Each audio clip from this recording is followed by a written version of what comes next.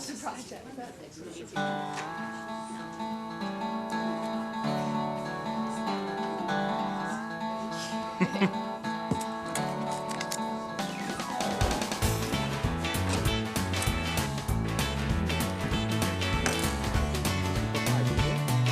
Missing Danielle. Okay.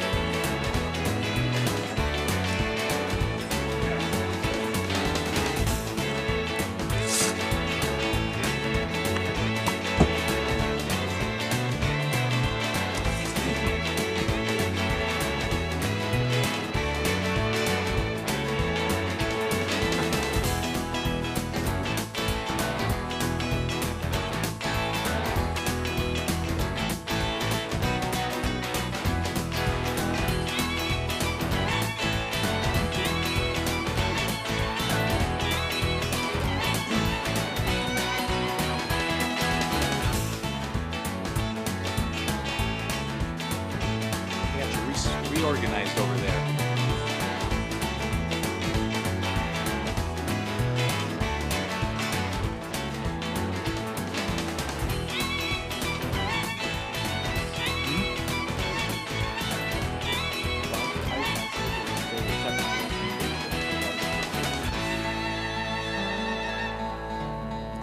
All bets are off.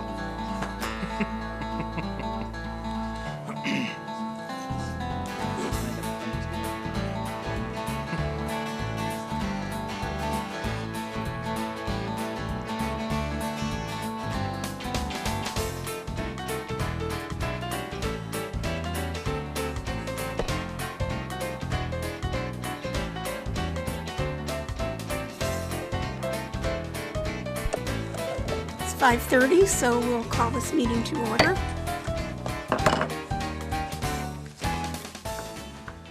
Call the roll call. Chairperson Bugley, Present. Vice Chair McBride, Present. Commissioner Abad, Present. Commissioner Barton, Present. Commissioner Cook, Here. Commissioner Daneo, Present. Commissioner Dami. A quorum's present.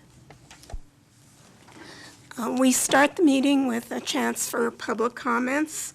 Any person who wishes to address the commission, please come forward and tell us who you are.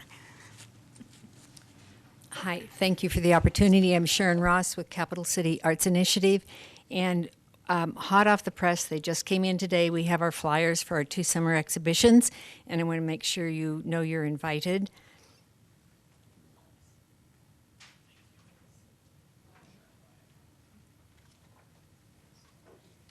Thank you, Vern. The reddish one is for our annual collaborative exhibition we do with St. Mary's Art Center, and the artist is Emily Silver. Used to live in Gardnerville and now lives in Ferndale, California. She's going to be up there in residence, and Sean Griffin is writing the exhibition essay for that project. The opening is on Saturday, June 27th, so I hope you can come. This one is the first time we have done a design exhibition, and it's called Industrial Art, and it's featuring design and manufacturing by 5 local businesses that produce some amazing design work. They think they're just manufacturing parts, but we had to tell them, no, you're making art. So it's American AVK, who makes fire hydrants, CGI, that makes gears, some little very tiny beautiful things, Click Bond, that makes airplane parts, Silver State Stainless, that makes the most amazing stainless steel brew tanks, and they're making one special for us that we could get into the courthouse, and Weinberg Machining, that makes some very particular, beautiful, small pieces. So that opening for that is Friday, June 12th. I hope you can come. So we're very excited about these, so thank you.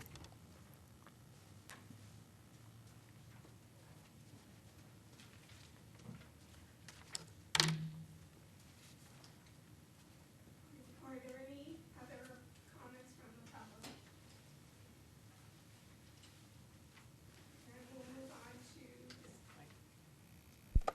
Move on to discussing the minutes from the last meeting, which was March 17th.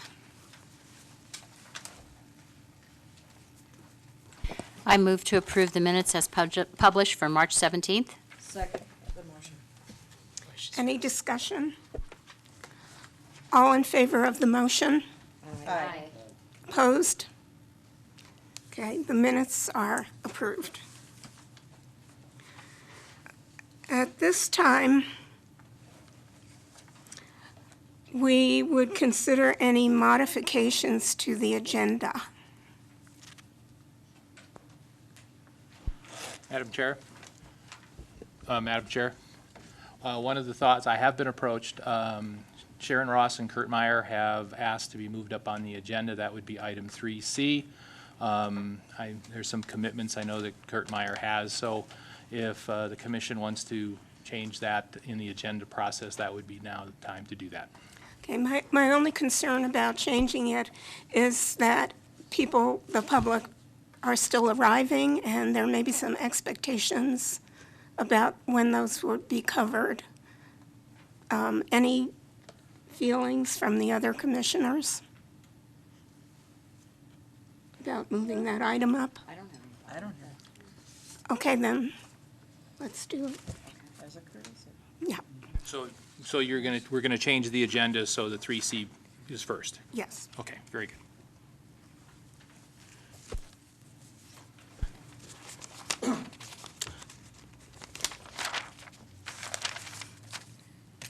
Item 3C, to support a request by Capital City Arts Initiative to allow them to research funding and the feasibility of acquiring a piece of public art to be located in the traffic circle of the aquatic facilities west parking lot located at 841 North Roop Street.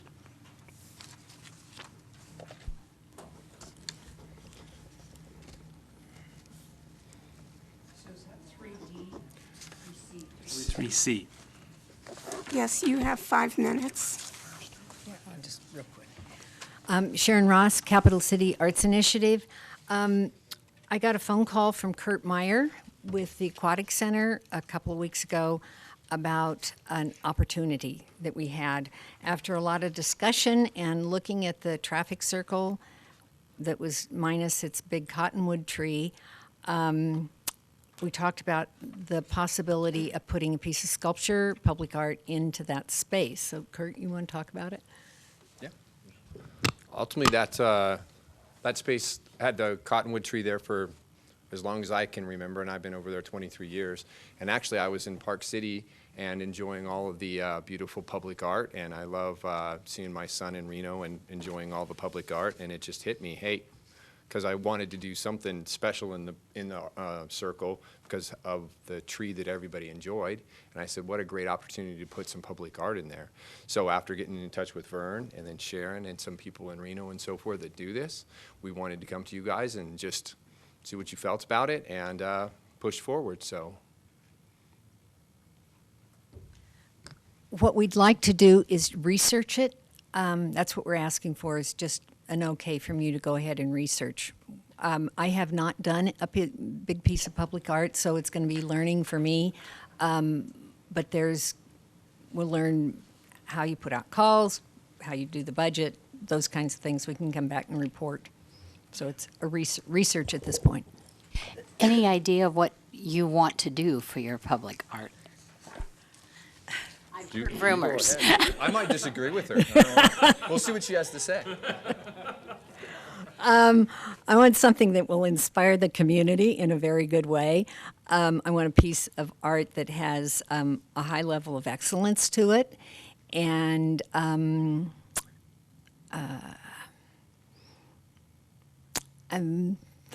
hate to commit past that. Floating some ideas. The swimming pool's right there, so there used to be a tree there. I think there would be points. Those would be points for an artist to begin to spin off from right there. And as Kurt said, that's the opening to the community center, Mills Park, and the pool. So Have any of you seen the roundabouts in Bend, Oregon, with their sculptures? They're amazing, and people use them as a neighborhood identifier. Turn right at the music one. Turn left at the library one. At the book one. So there's a pool. Well, I guess my question is in terms of medium, and one would have to use something that's durable, but that there's just a requirement that it lasts forever, basically. Mm-hmm. Okay. Yeah. Oh yeah. Yeah. No, it would have to be permanent and protected and. Piggybacking on Karen's comments, I think that's wonderful. We have to research it. Are you tending to want to stay towards Nevada-type artists, or will you go out of state? Will you be doing an RFP? You just going to look at pictures and travel, or what's the time frame? Yes. And yes, yeah. Do you want to answer something? Yeah, you have an idea? As far as what I envision in there is something that's thought-provoking. Maybe some people won't like it, and some people will. I think a great example, I did some research online, and just thinking of the pieces that I've seen and been, inspired by. I think Love Park in Philadelphia is a perfect example of something that would be very striking there. It's just a simple LOV. Everybody, most, if you guys know what I'm talking about, the red Love Park, something like that. I mean, that would just be striking and somebody would remember. So there's lots of ways to do this. There's actually some people that used to work for me that teach sculpture up at UNR. They're bouncing ideas back and forth. So the sky's the limit as far as I'm concerned, and something that would be, and of course it would be approved by everybody and so forth. And right now we just want to go out and get people excited about it and see if we can develop a budget and possibly come back to the city if we needed any help with footings or things like that. I know the city, I work for the city. I know the city doesn't have a lot of money to spend on things like this, but I am perfectly willing to spearhead this and go out into the community and ask for money for this, because I think that it's a great start. And I don't want personally anything in there that we've already seen in Carson City. So. Well, thank you for taking this on, and maybe this can be a group learning experience of how to put a call out for proposals, and so we'd be very interested in how you go through this process and what you learn and how we can refine it for future works to be installed around town. And Thank you. and we're not reinventing the wheel. They do this in Reno, and, Right. and we've reached Yep. out to people in Reno, and they're all but willing to help us with this. It's Great. very exciting. All of the people that I've talked to, it was actually Art Week or Art Day at the legislature, just a couple days after I touched bases with some of these people, and I met them downtown and gave them our ideas, and they just gave me all kinds of information and told me that they are personally there for our help. So. And at the same time, identify some funding sources and those folks who would love to have a piece put in perpetuity in their name in that space. It'd be wonderful. Does anybody have any other questions? Are there any questions or comments from the public? Okay, I call for a motion then. I move to approve by Capital City Arts Initiative to allow them to research funding and the feasibility of acquiring a piece of public art to be located in the traffic circle of the Aquatic Facilities West parking lot located at 841 North Roop Street. Well, second. Any further discussion? All in favor of the motion? Aye. Aye. Opposed? Okay. Terry.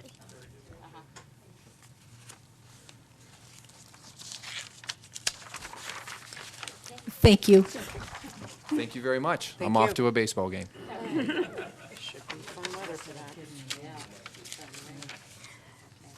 Okay, now we'll back up to item 3A about the Fullstone Wetlands Art Project. Hi, I'm Erica Gallegos, and this was my senior project. art has always been my passion, and I wanted to incorporate it into my senior project in a way that it would be remembered. I didn't want to waste my time on something that would have no impact on my future or my goals. So when the idea of a mural occurred to me, I thought it would be a great way to beautify an area in Carson while giving back to the community and making a kind of difference. As for my research, I found the different ways that public art can benefit a community, and I was surprised to find a range of impacts. Beyond the aesthetic benefits, there's an economic pulling power. Public art creates a cultural identity, and it can serve a function such as eco-art or to send a message. It can also prevent and mend graffiti problems, and that was the area of focus for my project. The wall is located along the entrance to the Fullstone Wetlands here in Carson. It's been tagged with graffiti repeatedly in the past, so I thought that a mural would be a good way to prevent that from happening again. It's 63 feet long by 6 feet high, which was a much larger scale than I had imagined in taking on, but it was definitely a challenge. And my project was to design and paint a mural to improve the entrance. This is where the wall is located. It is in front of the Boys and Girls Club and next to the freeway here in Carson. This is a cropped picture. There are 3 different entrances into the wetland, and that one in the middle there is where the wall is located off of Spooner Drive and East Ridge Drive. I started by developing 3 initial concept designs, each with different themes, and then I met with the property owners, Dennis and Tony, and the city staff, and we narrowed it down to one final design, which I presented to the Cultural Commission in December and to the Open Space Advisory Committee. The city maintenance staff helped a lot by completing the base coat in the fall, so I could just get started in January, which was really helpful. This was the final design, a piece I titled Wetland Edge, and it just features different plant life and animal life with sort of a silhouette monochromatic theme. The process of painting began with sketching the outline of the base colors, so green and white, and I used a charcoal pastel just to create an outline. And then I approximated how much paint it would take just by looking at my designs and seeing how much of each color I used. I purchased Olympic exterior satin from Lowe's and some acrylic paint that I used for the details. I worked background to foreground, so I used the bigger spaces in the back and then the reeds and everything with the details up front. And the weather was interesting. It was pretty nice for spring this year, but I ran into some problems with rain and snow, which caused my outlines to run. And it frosted the paint, and so that was interesting. But those were minor problems, and it all worked out. Painting was a fun, new experience. I'm used to my 8.5 by 11-inch canvas, so a vertical, porous, uneven wall of cinder block was new. But, you know, I learned a lot of hands-on experience, and it was really good. This is the final product, starting in the upper left corner, and yeah.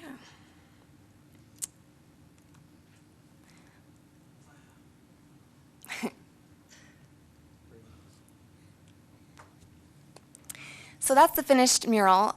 This project actually launched a new anti-graffiti effort between the city and Carson High School art students, which is really great. I don't know much about it, but I know that they're going to be taking on more projects like mine, and I think that's really amazing and really cool.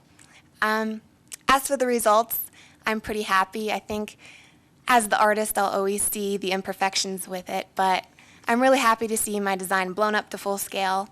And, you know, it required a lot of effort and time, 66 hours total, but it was worth it. And I think I'll continue on this path, at least as a volunteer effort.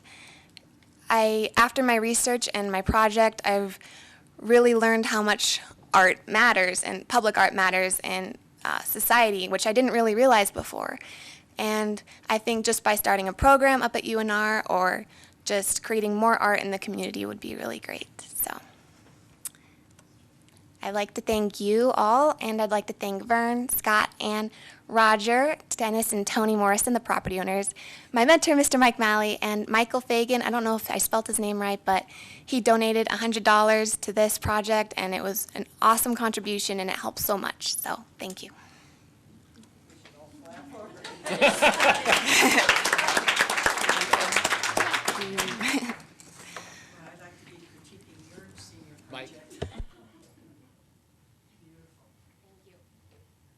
Yeah, we're all very proud of you and the great work. And thank you so much for spawning a continual project, you know, the anti-graffiti campaign, and hopefully you've inspired some younger students that saw what you were doing, and I look forward to that carrying forward. So thanks again, Erica. Thank you. Thank you.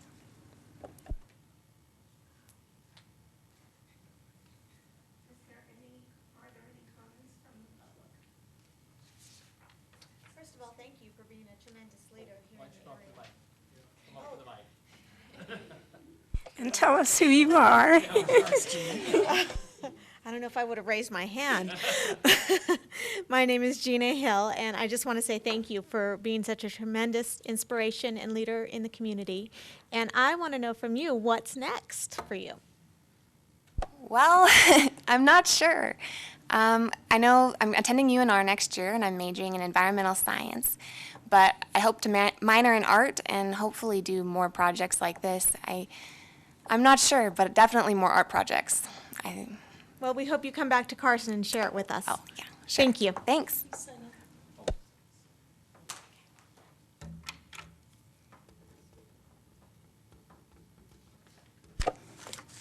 Any other comments? Okay, we will now move to item 3B.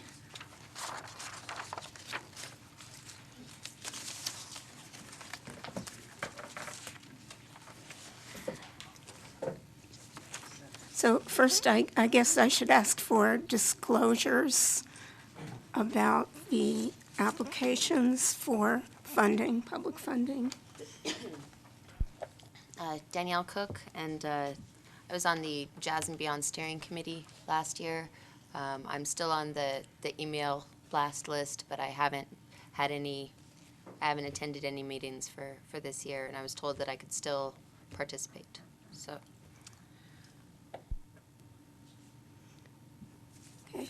I'm treasurer of one of the applicants' organizations and a member of two of the other applicants' organizations. So I've been advised that I should recuse myself and even leave the podium. So I will turn the gavel over to Terry.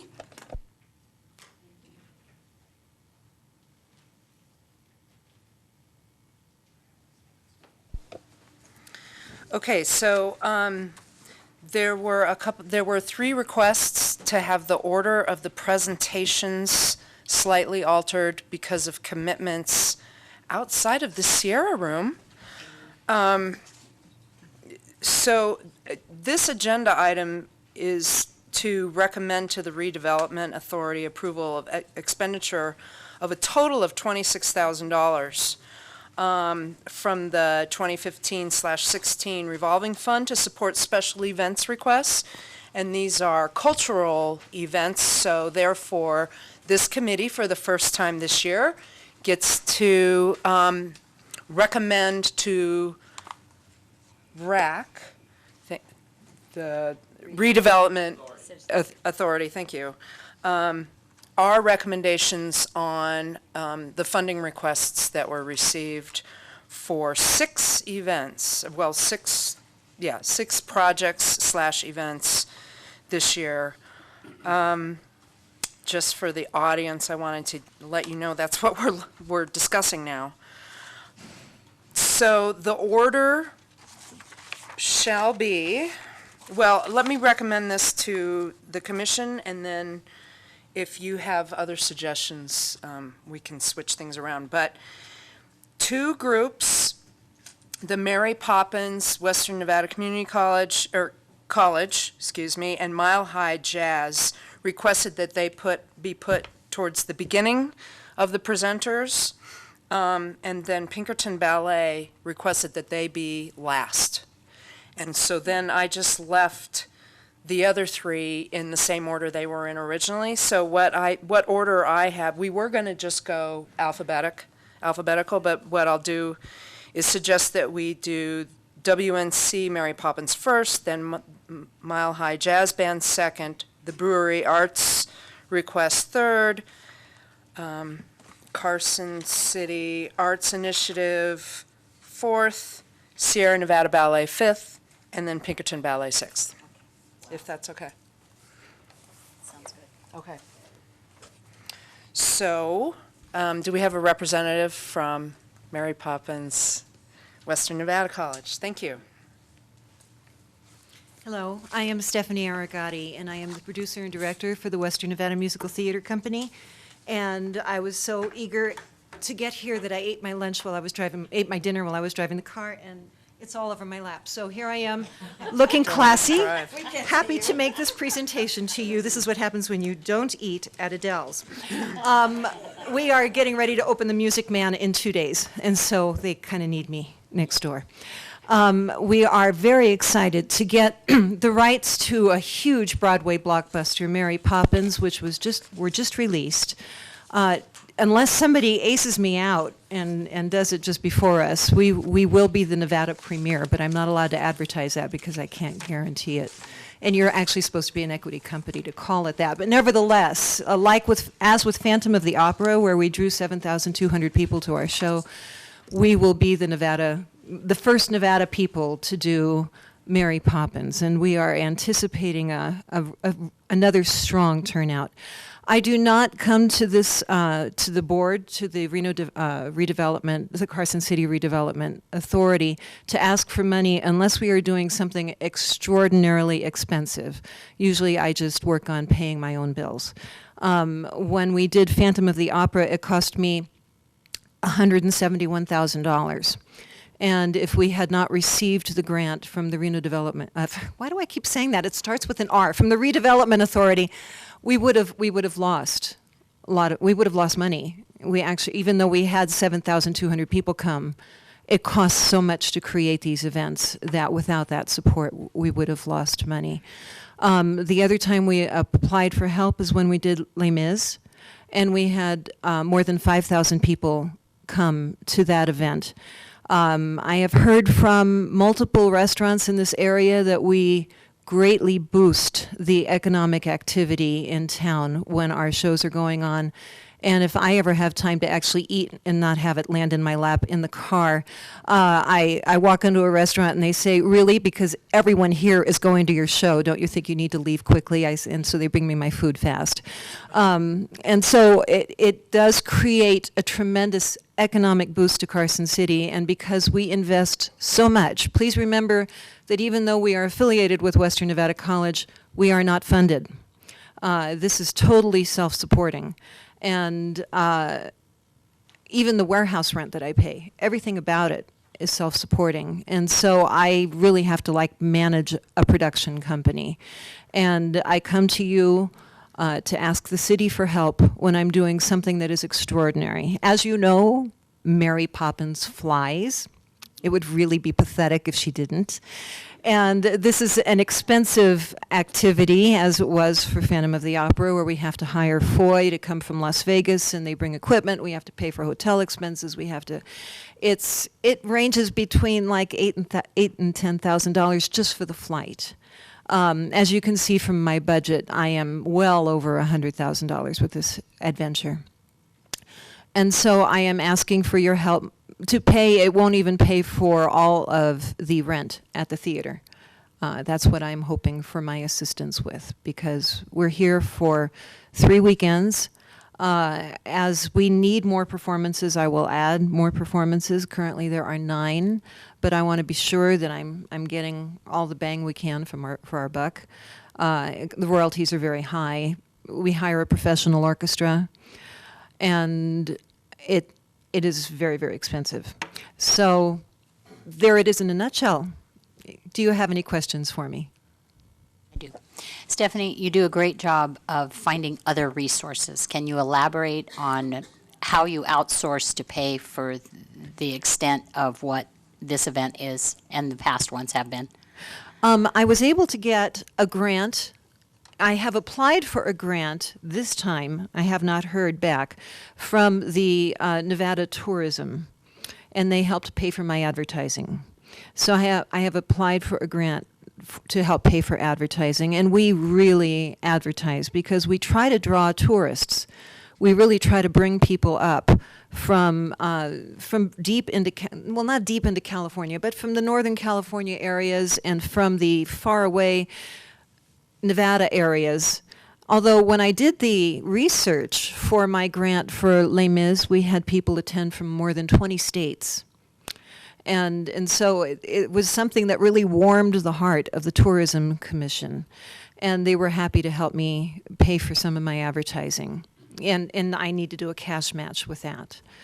Mostly I run side businesses. I rent costumes, I rent backdrops, I sell advertising in the program. We really need to be entrepreneurs to make a company like this survive.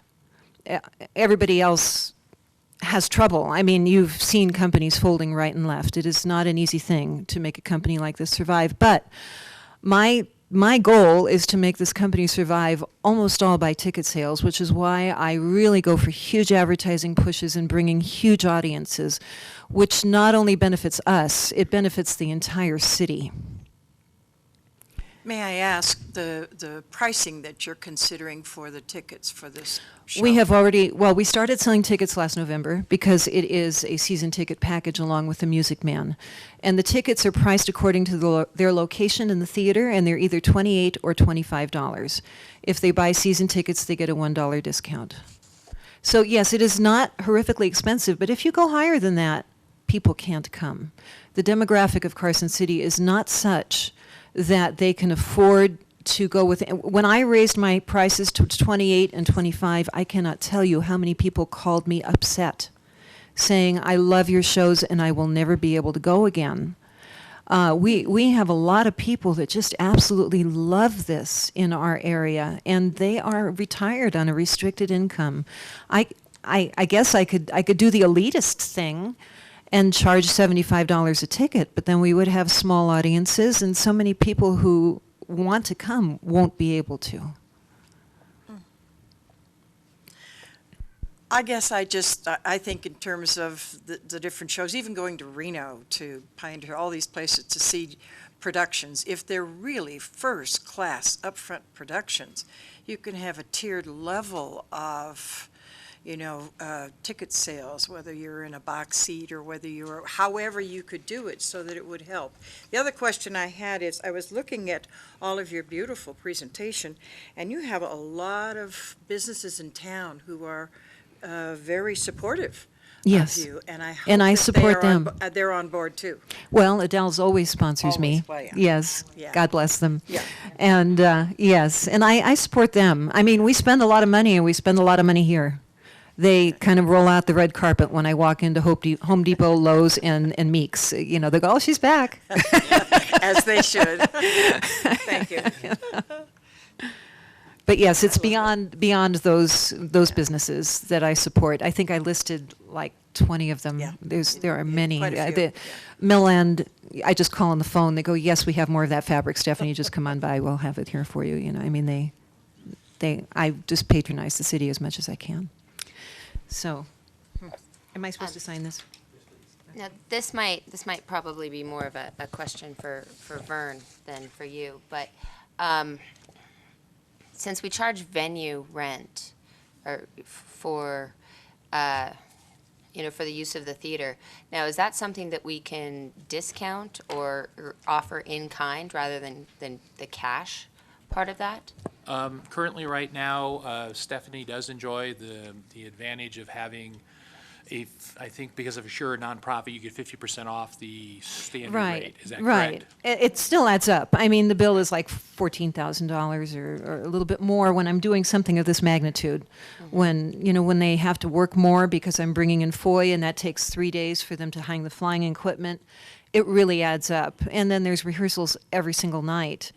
And it runs into overtime for the technicians. It's pricey. It's just doing musicals is expensive. It really is. If you want, I mean, you can do musicals in an inexpensive way. But what I try to do is make them top flight, make them a professional quality so that people are willing to drive from distances to see it. And this sounds really silly. I'm not making this up. Some man from New York said he plans his business trips from New York so he could come see our shows. Other families from multiple areas around California and Nevada say they plan their family reunions in Carson City so that they can, around my shows. I have people who have written from Roseville and Auburn and other areas as far away as San Jose who buy season tickets and say they wouldn't miss it. And that isn't going to happen if you're going to do a knockoff version of Mary Poppins where Mary Poppins just dances and people lift her in the air. I mean, if you do it well, if you do it, they will come. That's been my philosophy. Do it right, and people will tell each other about it, and they will come. So I want to create a cultural happening in Carson City, something that people are proud of. That is my goal. Stephanie, remind us how many shows and what the dates are. Right now, there are 9 scheduled for Mary Poppins, and I would just I see I have a show opening in 2 days, and there's not a lot of brain left. It opens on November 8th, and I believe it continues through the 23rd. I still haven't found that on this application. We will add more shows if those shows start to get packed early. So that will increase.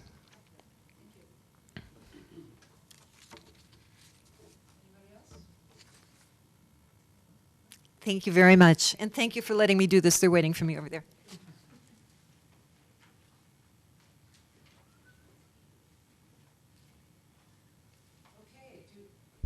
Do we have, go ahead. No, just want to make sure you had your mic on. Do we have somebody from the Mile High Jazz Band organization here? Please step forward and introduce yourself. Do I really have to introduce myself? Okay. I've I'm never David met you. Bugley, and I'm in the capacity of being the director of the Mile High Jazz Band and also the president of the association, the Mile High Jazz Band Association. Other hats I wear, I'm also conductor of the Carson City Symphony. That's one of several. The Jazz and Beyond grant request is for $8,000. It's about less than 30% of our total budget. Jazz and Beyond had its beginning in 2004 as a 3-day celebration of Count Basie's 100th birthday. We work with the Brewery Arts Center from 2005 through 2008 because that first year was so popular. It was we built this festival up at that point during those years.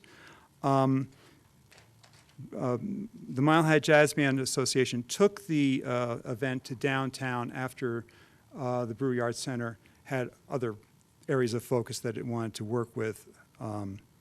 Now the event covers 17 days. This year it's going to be August 7th through the 23rd. That includes 3 weekends of events, plus we have pretty much every day of the week filled in. I used to joke that Monday was our wash our socks day because we were busy so many other days. But I think the Mondays are filling up in our calendar. We market in this festival between 50 and 60 events each year.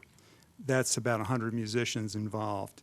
Many of these performances are not actually paid for by the Mile High Jazz Band Association, but they're stimulated by the fact that we do have a festival, much as having our town in Reno stimulates various groups to come up with performances and jump on that cultural vibe, that bandwagon.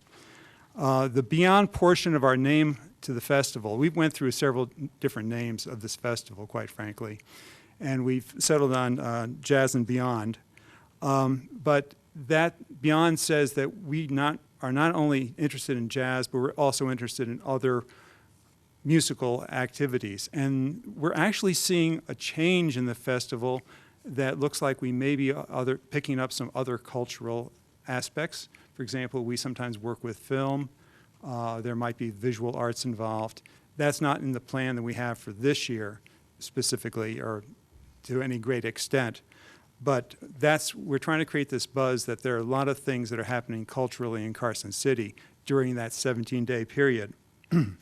We cooperate with other organizations, especially those that are culturally oriented.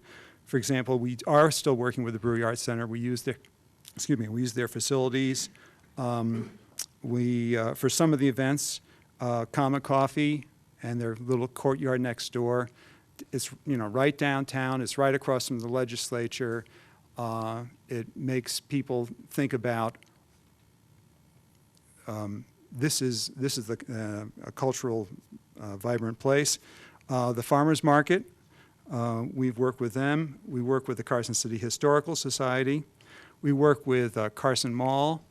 Carson Mall is so impressed with what we're doing that they are actually sponsoring 3 events in the mall on the Saturdays of those 3 weekends.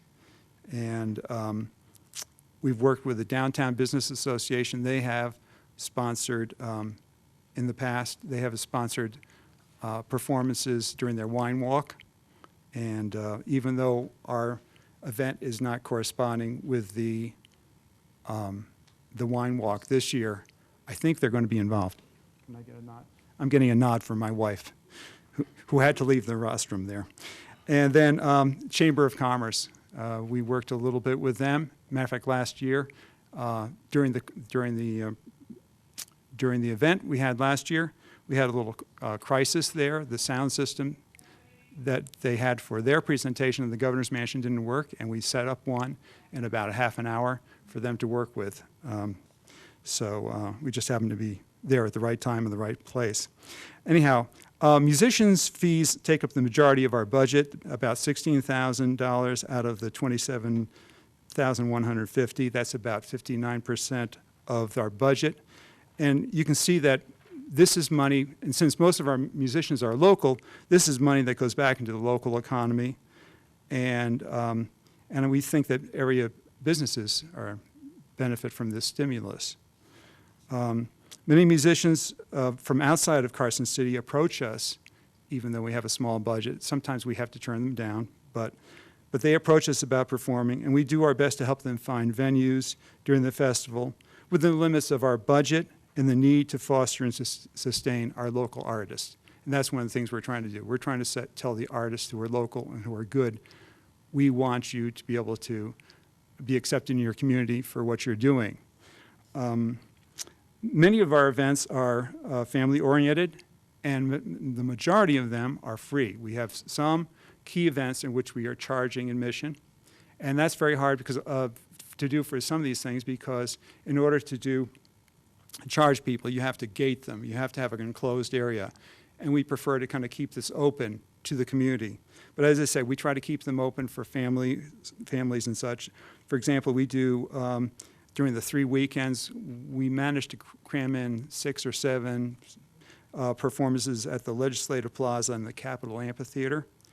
And we think that about 2,500, maybe 3,500 people attended last year. It's hard to tell. We do go around with the clicker for many of the events and try to count the people, but they move. They're listening to the music, but then they go into a restaurant. It's not a bad thing for us that they go to a restaurant nearby. It's not a bad thing for the economy that they do that. And the last weekend of the festival, we kind of wear ourselves out by trying to, I think we do about 20 performances on the last weekend of this festival. We have paired up with lectures on cultural phenomena, such as the history of rock and roll, the history of the Beatles. That was very popular last year. This year we're planning to do the history of Motown, and we're pairing those up, at least in these last 2 years, with performances by groups, and we'll likely have feature some films about music this year. So I know the people who are working on the film festival have been talking with us a little bit about that. The planning and organizing is done by volunteer staff, Our sound technicians volunteer their time. Matter of fact, there's one who's behind me right now, Kelly Dodge. And we try to publicize our events through our website, jazzcarsoncity.com, through Facebook, many media releases, interviews. We do the banner over Carson Street. We do KUNR promotions, and sometimes we even put up signs at events to catch people who are driving by on Carson Street. And I think we deal with about 19 different venues that we do performances. And if you have the program from last year, or there's one page from the program, you can see the different venues that we use throughout the city. So I think we add to the cultural life, and a lot of people, I think, value this. They say, oh, Carson City is just not a capital city. It's not just a place that has a little bit of industry at the north end. It's a place where people, I think, want to come, live, and thrive because of events like this. Those are my comments. Thank you, David.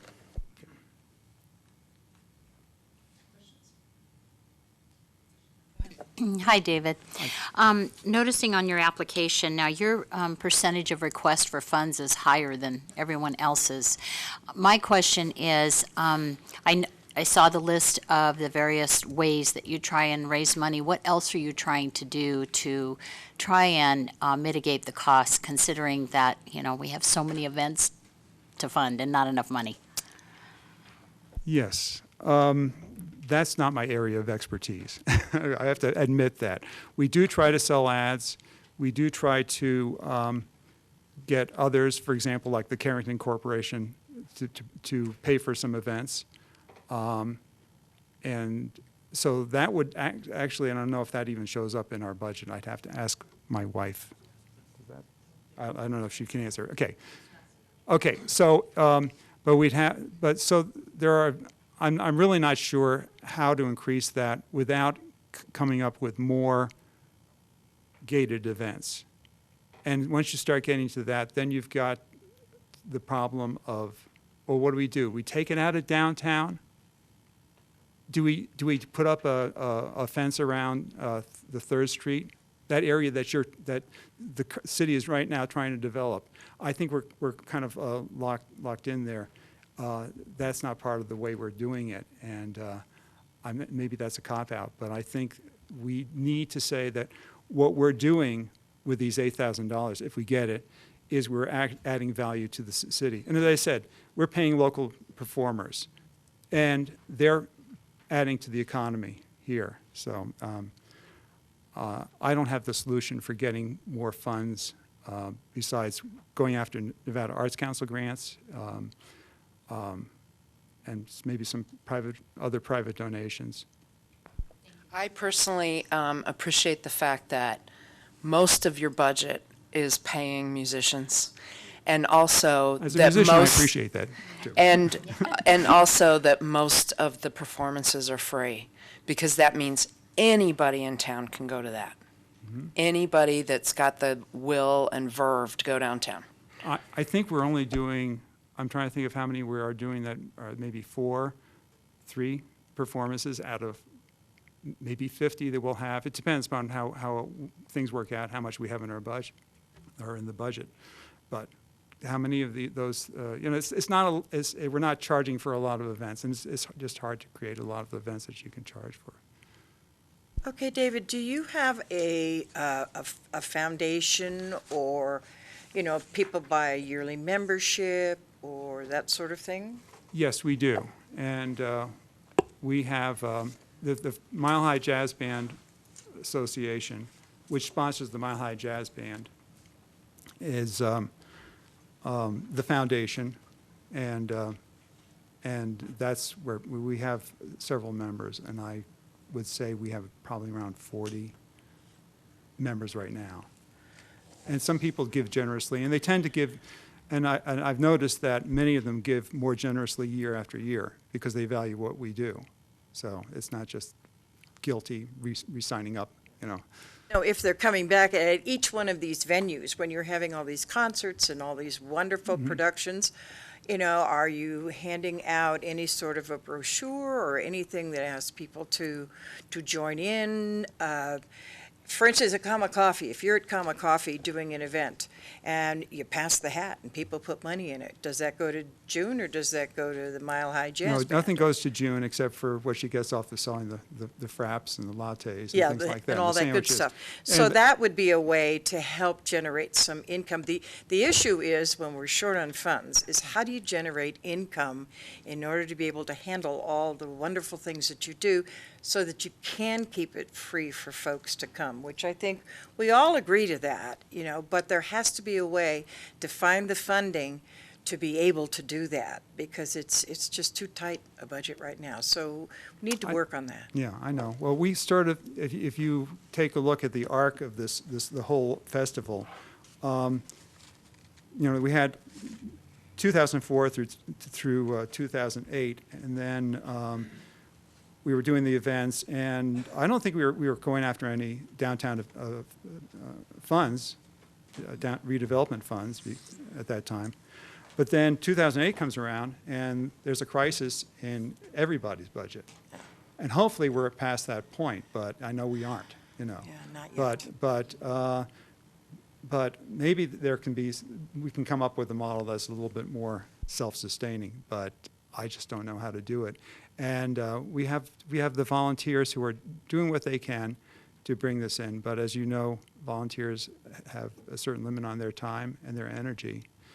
And we're focusing right now pretty much on the artistic quality and trying to make a coherent artistic package. And that's an artistic cop-out, I guess. But I just, you know, we're going to try to find other funding if we can. But there's a limit to what we can do. And I guess I wanted to ask about the big weekend, the big push, when you've got the just nonstop back and forth between the courtyard and 3rd Street. Yeah. Are you seeing any support from, I mean, that's got to benefit the Firkin and Fox just right there. Are you seeing any support from them or the Downtown Business Association? We get more support from Common Coffee, Bella Fiore, somewhat through Mom and Pops. Maybe not as much as from Firkin and Fox. Because it seems like they're going to get a brunt of the benefit of that, and especially with the legislative. But the Downtown Business Association, is that something that they, more than just the wine walk, is that something they could help out with? I don't know. We try to when we market, I guess is that the word, our ideas to them. This is tying it into the wine walk, because that's a very successful program, the downtown, the wine walk.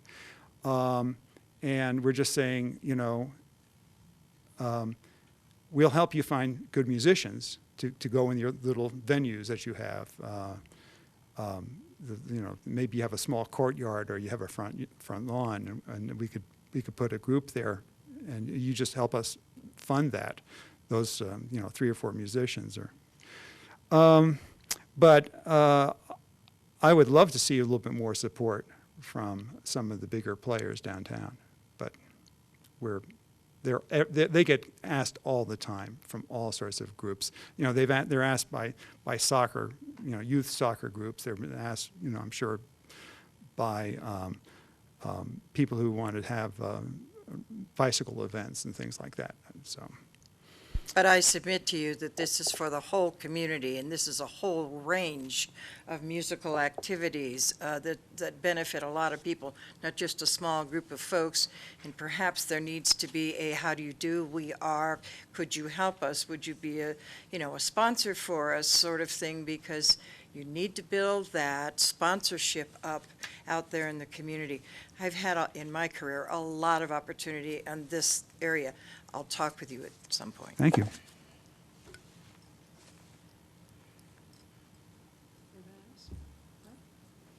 Thank you very much, David. Thank you. Okay, now I'd like to ask the representative from Brewery Arts Center to step forward. That was it. Please introduce yourself again. My name is Gina Hill. I am the Executive Director of the Brewery Arts Center. And we are requesting funds for our Renaissance that we are having over at King Street and Division. We are reigniting the summer concert series that was once successful in that area. And what we're doing right now is asking for infrastructure help. We are on a trajectory to be able to do this on our own in the future with our current resources and leveraging our current facilities. But right now, to get it started, we are just looking for a little bit of assistance with creating the facilities for events such as Jazz and Beyond to be able to hold in our facility and in our outside corridor. We expect, just looking at the numbers that we have had in the past 6 to 8 months, we expect to bring about 6,000 people into the downtown core by having our summer concerts. We have had great success with our genre series and live music series, in which we're bringing local musicians to our facilities at least once a week, having live music, and the public has responded and they are coming out to see our shows. I think that's it. But I'd like to say first, I hate to hog this microphone, but congratulations to the Brewery Arts Center for clearing off an enormous section of the debt that was owed and the work that's going on over there right now to turn it around. And I think that is a very positive thing coming from the Brewery Arts Center, and I thank you for that. Thank you. Gina, I'm going to ask the question that I've asked everyone else. What other sources of revenue are you seeking to help defray costs so that you can put off this summer concert series? I have about 4 grants in the pipeline right now, and so I'm expecting to hear from those very, very soon. Our situation is unique in that we have our facility to leverage and to really generate revenue through. Some of the things that I'm even asking for today will help us generate revenue in the future. Many of the other organizations around town are referring their business to us for rentals, for sound equipment, for stage equipment, and we are happily accommodating. And we are building up our revenue base to be able to do this. And the 6,000 people, where's that number come from? That number comes from taking off what we're already doing. We've sold 11,000 tickets in the past 6 months to our shows and our musical events. The $6,000 person number comes from 3 events a week, free to the public, 500 people per event. And that could be a matinee. It could be 2 in one day. It could be a matinee and a nighttime show. So that is a rough estimate. So I noticed on your application that you're hoping to get funding through the Mile High Jazz Band. Well, So I'd like to explore. right. Not necessarily funding. They are paying for the artists that are performing at our facility, Okay. at the events there.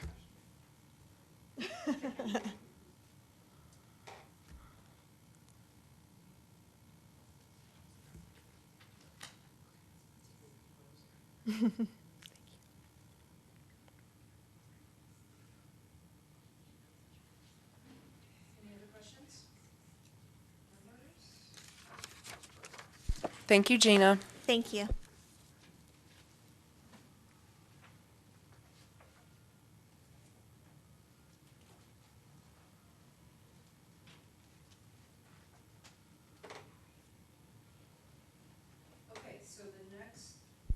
Sorry about that. The next presentation would be by Carson City Arts Initiative. Thank you. Thank you. I'm Sharon Ross, Capital City Arts Initiative. I appreciate your time. There's a mistake on the chart up there. I didn't see the chart until this evening. We received $6,000 for this fiscal year, not 8, unless you want to give us another check. That would be nice.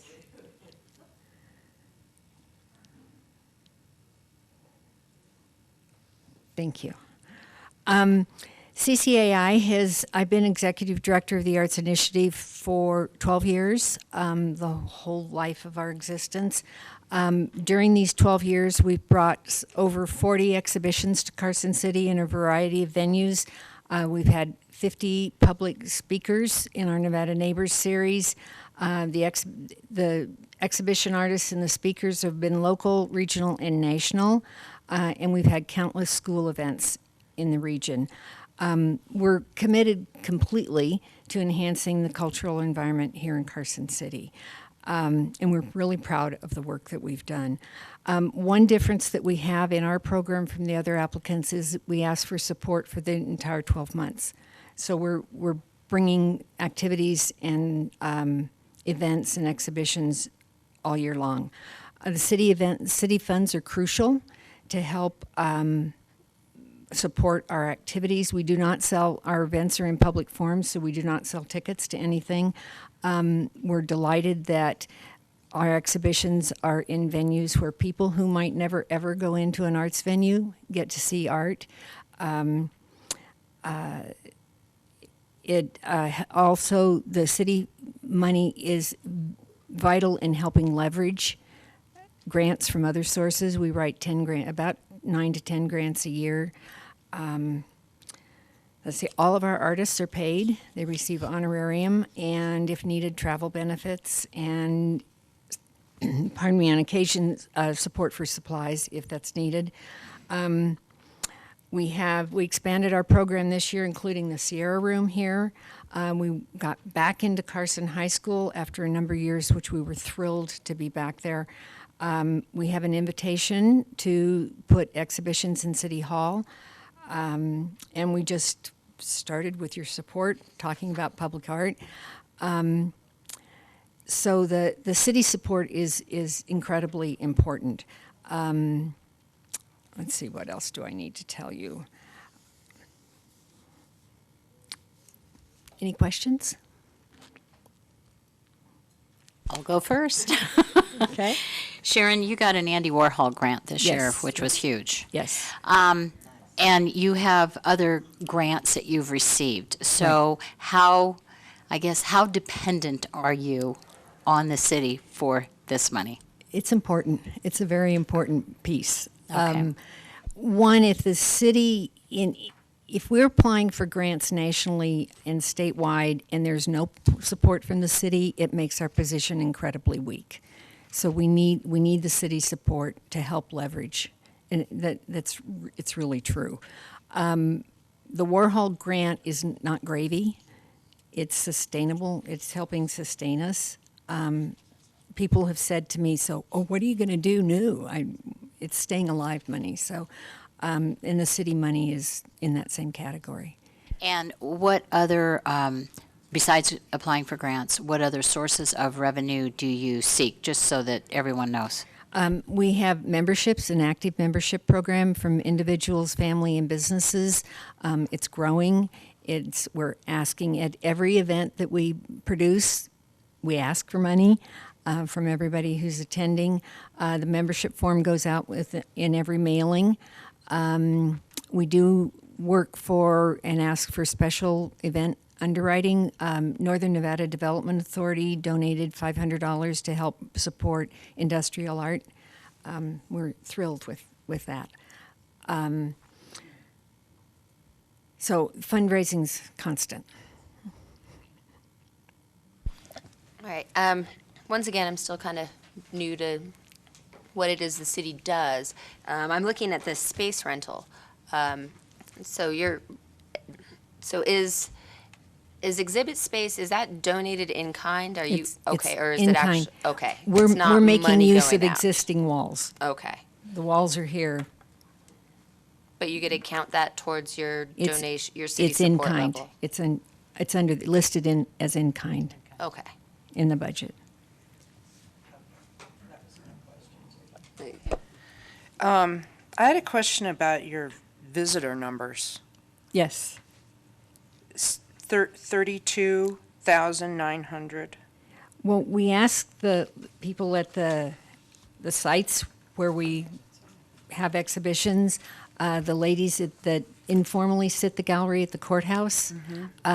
Said they have up to 100 people a day through there, and I think I counted it as 90, being conservative through the space. That's about 9-10 people an hour, which isn't actually that many on an hourly basis in a public space. The brick, the attendance is going down a little bit because the building use has changed dramatically, so that's Yeah. gone down.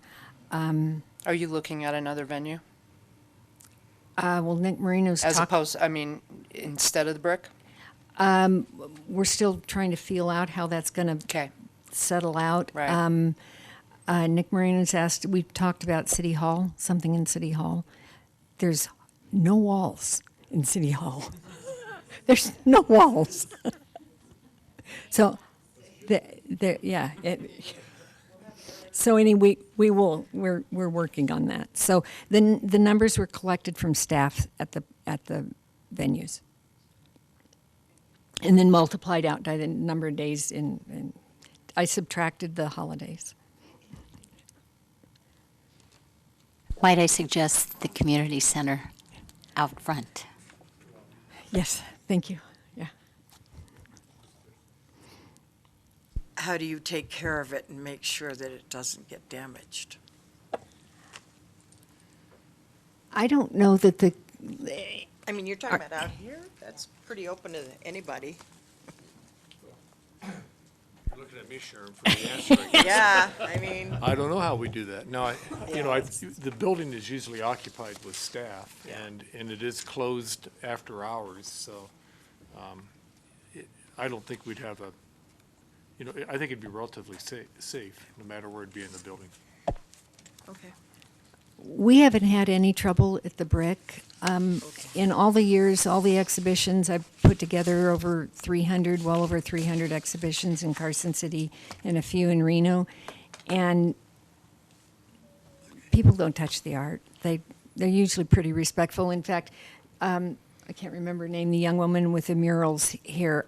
Usually taggers are very respectful of another artist's work out in public, and they'll tag a blank wall and not touch a mural. So nobody's touched anything at the Brick or at the courthouse.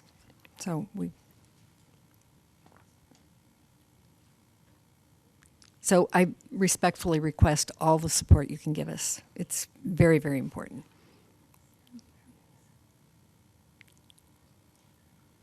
Anyone else? No? Thank you, Sharon. Thank you. Okay, next up is the Sierra Nevada Ballet. And please introduce yourself. I will. Hello, everybody. I'm Nicholas Martin Kearney. May I approach everyone? You don't know me yet, but I know you all know Sierra Nevada Ballet. That's a song title. I am their new director of marketing. You don't know me. Everyone? Oh, this one. Right.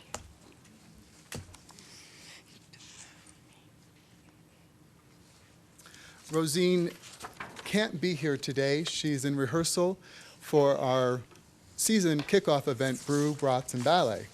That happens next weekend at Brewery Arts Center and then up at Reno Little Theater. So this request is for full funding that we've asked for Peanut Cracker. We've done this now, as you know, a number of years. This year was really special for us. We received a National Endowment for the Arts Challenge America grant, specifically for this production. We're one of only 4 arts organizations in the state to receive anything like this. And this is for artistic merit on this production. So now the federal government knows that we're doing this in Carson City. And what a great match that is. So I'm here to answer any of your questions because I don't know you guys yet. And I'm going to need your help as I get further acclimated into the Carson City community. I'm going to be needing your help finding my partners. I come from a very similar background from that Rosine comes from. When Rosine was starting her career with the Stuttgart Ballet, I was starting my career with the Bolshoi Ballet at Lincoln Center in New York City. I went on to do lots of different ballet company work, then musical theater work around the country. When my dance injury happened, I then went backstage and started producing and managing. I've worked for Walt Disney Entertainment, Nickelodeon Studios, Children's Television Workshop. I've worked in commercial and nonprofit theater. Dance companies have been employing me since 1976, and I'm still here. So I'd love questions. Are you going after any sponsorships to help defray some of these costs? Because I see the grants and the partnerships are places you've performed and Yes. and that sort of thing. But sponsorships are key to try and defray costs and build that funding base up. Correct. So I started my job 2 months ago, in the middle towards of the end of the fiscal year. Starting July 1, that's our new fiscal year. But May 31st is when I'm unveiling our marketing and development plan to our board.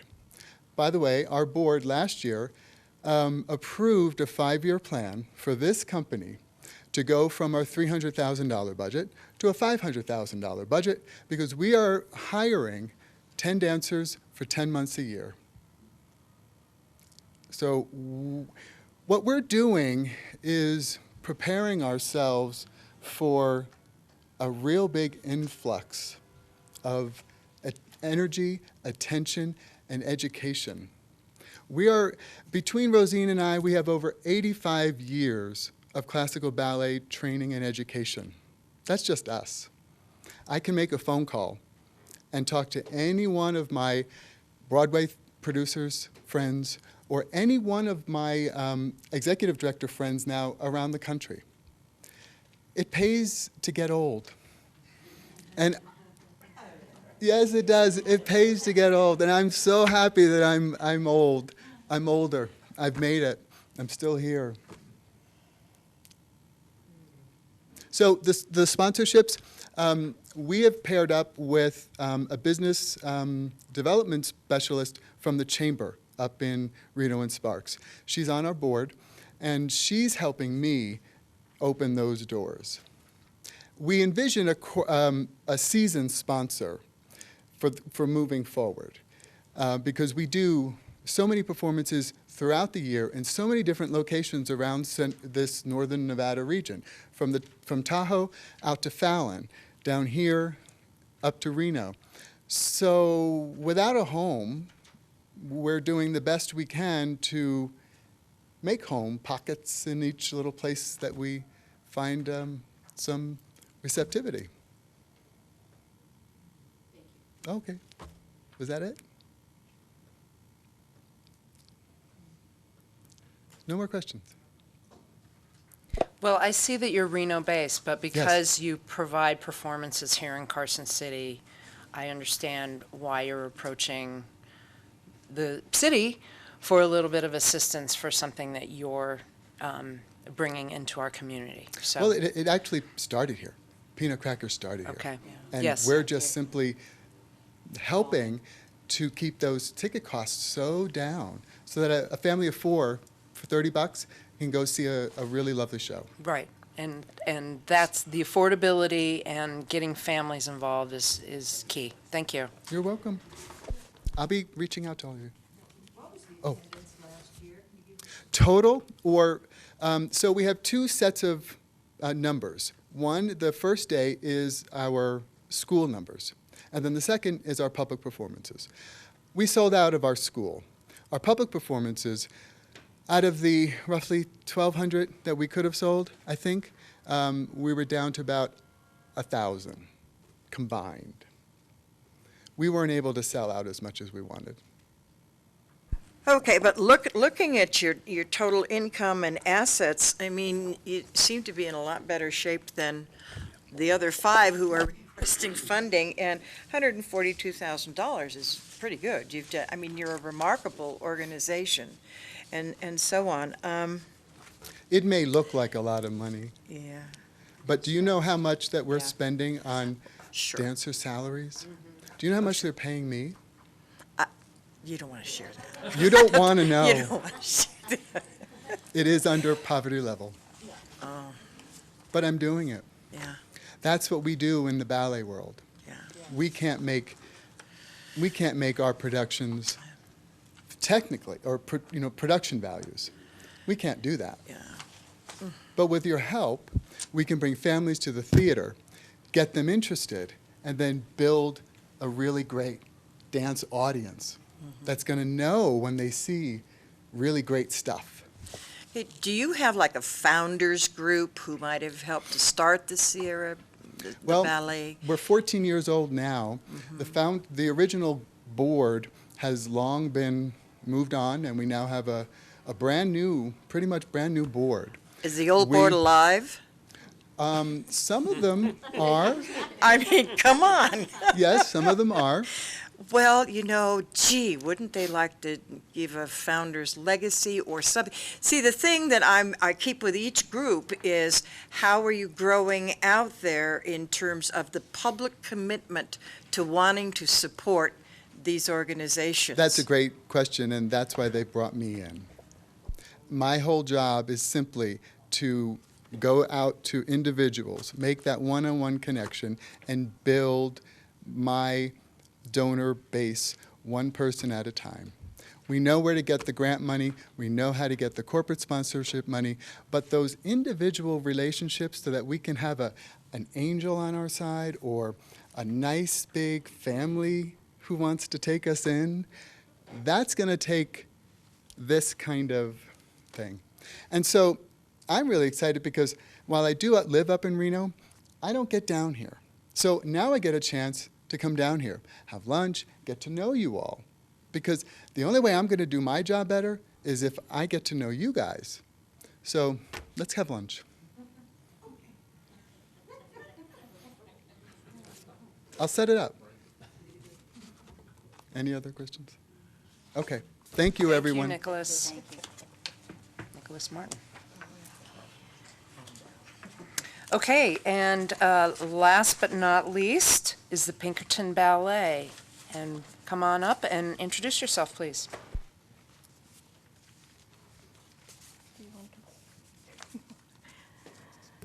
Good evening, and thank you for redoing your agenda to accommodate. My name is Molly Walt, for the record, president of Pinkerton Ballet Theater, and I do appreciate it. We are all volunteers, and so trying to juggle going from work and then going to get kids, and I can take a breather. I found somebody to go do carpool, so I can now take a little bit of a breather. And over here I have Ayako Britt. Ayako Britt is the founder of the Nutcracker. This is our 2015 will be our 27th year of doing the traditional Nutcracker on Thanksgiving Day weekend, and Ayako started it, and she continues to be our artistic director for it. So this is who I have with me this evening. So like I said, it's our 27th year. Our production is the Friday night, Saturday night, and Sunday afternoon of Thanksgiving Day weekend. It's been like that forever. And so I'm going to start with what we do. So we start, really, auditions in June. So we will be starting next month with auditions, and those are our local dancers. And then we bring in professionals in July to work with our main youth dancers doing some of the choreography. And they come in July, and then the whole rehearsals really start for everyone after school starts. And so then we rehearse, we rent a facility, and we rehearse in that facility or in that building Friday nights, Saturdays, and Sundays. And then we do that all the way up until the week of Thanksgiving, and then we move into the community center on Monday. That's our move-in day, and then we rent the community center from Monday until Sunday, and then we clean it out. So we move in right after Western Nevada moves out. We move in on Monday, and then we do full-on rehearsals Tuesday evening, Wednesday evening before Thanksgiving. We take Thanksgiving off, and then rehearse Friday morning, and then have the performance Friday evening, Saturday evening, and Sunday afternoon. Let's see, one of our biggest, expenses, as you see, is our professional dancers. We hire our Cavalier Sugar Plum.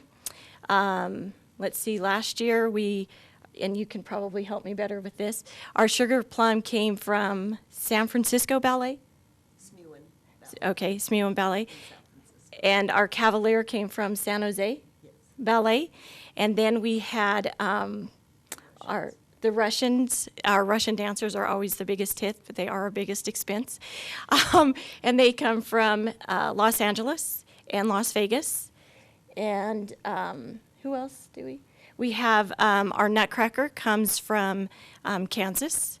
And then we have our Dewdrop. It comes from New York as well. So those are our biggest expenses, is getting them here as well. And then the rest of the production then is filled with our local dancers. And as you can see within our financials as well, we do have a performance fee. So we do charge our dancers, our local dancers, to perform, because it does help us with the cost as well. We rent our costumes. There's a deposit fee, but they get them back if they come back, in great condition. We do get they get the money back as well. And then, as you can also see too, that our cast party, we generate some revenue there. We try to do everything that we can to generate revenue. So we sell concessions during all 3 performances. We have like a little gift shop going out in the lobby that we sell nutcrackers and different holiday ornaments and whatnot is also the way that we get revenue. This year we were able to secure $5,000 in donations. That's where you would say the sponsorships. And again, those are all volunteers going out and getting all of those sponsorships. And so we are doing that as well. We have a raffle during all 3 performances, and we raffle off a nutcracker and we give that out during intermission. We do a silent auction. We ask all of our parents to go out and get silent auction items, and then we have a silent auction table. We do that to generate some revenue, and then our ticket sales. The one thing that this, that this grant has been enabled us to do is keep our ticket sales at the same price. We did have to. Let's see, I've been president since the 19th year. And I think it was year 21 we did have to raise our ticket prices when the economy took a huge dive. We did have to raise our ticket prices, and we raised them by $2. But since year 21, we've been able to keep them at the same price that they are at right now. And then, as you can see, then we do a wreath fundraiser as well. So again, I know these aren't like big fundraisers, but it's what our parents and our volunteers at this time can handle, because we are everything, our stage managers, our lighting, our sound booth, everybody that works in the lobby, everyone backstage, costuming are all volunteers. Marketing is all volunteerism. We are the producers, everything. And so, it is, it's hard. It's very hard. And I just came off of 2 weekends running the largest Northern California soccer tournament. I was tournament director of that, and it's huge, and it's a huge economic impact into this community. But again, it's done by volunteers, and I'm telling you, we're tired. It's getting so, but again, you look at the impact that it has on everybody, and that's what that's what charges you, is the impact that it has on the community. That tournament has a huge impact on the community, and this is a 27-year tradition in this community, and it is a huge impact. I mean, we get, letters from several people saying, I remember going to see it when I was a kid, and now it's so great that I can bring my kids or my grandkids, and so that's what we do, and we work really, really hard at trying to make sure that the quality of the production stays the same. We have cut things, since our 20th year, we don't have the flying sleigh anymore. We used to have that flying sleigh, but when it was coming down to what are we going to cut, that was a huge cost for a 3-minute flying sleigh. So we cut that. Our 25th year, though, we worked really hard and we fundraised really, really hard to bring in an orchestra. And so for our 25th year, we were able to bring in a live orchestra, which was a hit. Everybody wanted to see it again the next year. We just can't do it. It's just been really, as you can see with our financials, we break even every year. We break even. And so we're not giving up on that, though. Every year we keep thinking we're going to do it to get that orchestra, because I tell you, there is nothing, even for our performers, there is nothing like a live orchestra. So that's our history. Do you have any questions? Molly, what is your ticket charge? And if you increased it by $1, how would it impact your ticket sales? They're kind of costly. So they're $18 for seniors and students, and then $21 for regular seating. So I really would hate to do that.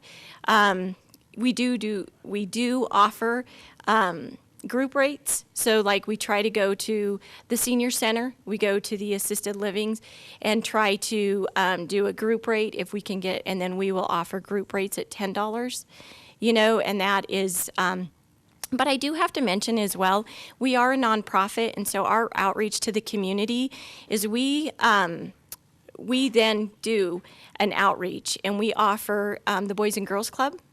We offer Advocates to End Domestic Violence. We offer, what other one am I missing? I can't think, because it's one of our big ones. Free tickets. So we offer those families. What is the organization? I forget. It's when they, like the foster families. And so we offer them as well to free tickets to each performance, and that's how it's something. And the kids, that one right there is where we get the most appreciation, because a large amount of the kids that are able to come to the performance at that time, they would never have seen, and it's an opportunity for them to dress up and go out to dinner beforehand, and so it's a really great thing that I believe that we do, and we'll continue to do them, because in all honesty, you could look and say, well, just offer it at a reduced rate for them. I honestly don't believe that we would get them. I just don't. I really don't. So I do think that, that is something that I stand firm behind, is offering those organizations. Mm-hmm. Now, you said that, it's pretty much the parents that go out and that are soliciting donations and whatnot. Yes. Are there grants that you're applying for, or is there other funding that you're eligible for? Oh, I'm sure we're eligible. I'm not going to deny the fact that we're eligible, because I did, it was just 4 months ago, and I sent out an email and said, hey, here, these are the grants. Does anyone have time? And when you're volunteering, and I volunteer a ton with many organizations, and every organization is going through the same thing. Volunteers are hard to come by. And all of us are, I would say the majority of us are working. And so I don't have time to be, applying for grants. I wish we had the money to hire him. But we just, we don't. And so, maybe someday, some year we can luck out and try to, because I know they're out there. I'm not going to deny that they're not. But to our detriment, it is volunteerism and time. Yes. And keep in mind, all of our volunteers have families, young families, because we're out there. So, and I know it's not a good excuse, but it's the only excuse I have for you. Molly, is this the only event the Pinkerton Ballet does every year? No, you know what? Oh, I do want to mention that. We did do a fundraiser. We did another performance in last August called Firebird at the Brewery Arts Center. Yeah. Yeah, so we did do that. And so Showing the income. it raised a couple thousand that we're still waiting for. Yeah. So. I think it would be lovely this evening if the Nevada Ballet and the Pinkerton Ballet meet each other. I know. That's why, yeah. Way you could reciprocate. Yes. one way or the other. I mean, I just want to make a comment here that I think more and more. I think more and more and more that some consideration might be given to, on your tax bill, $1 for the arts. Think about it. Well, you know, on that, we did go through a ticket agency, about 3 years ago that gave $1.50 to the arts. At that time, it was when the Brewery Arts. Yeah. Yes. However, that is not available. That wasn't available. I think for a couple years yet. But everyone is having the same problem that I'm hearing here tonight, including the staff, including the city. yeah. Everybody is having the same problem.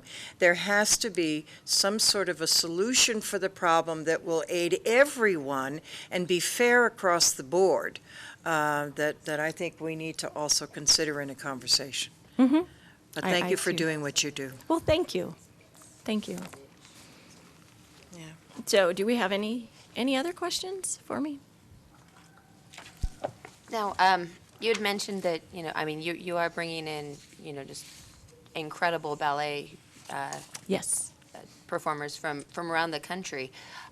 Once again, looking at Sierra Nevada Ballet, is there a way to I don't know, to keep some of that money maybe a little bit more local?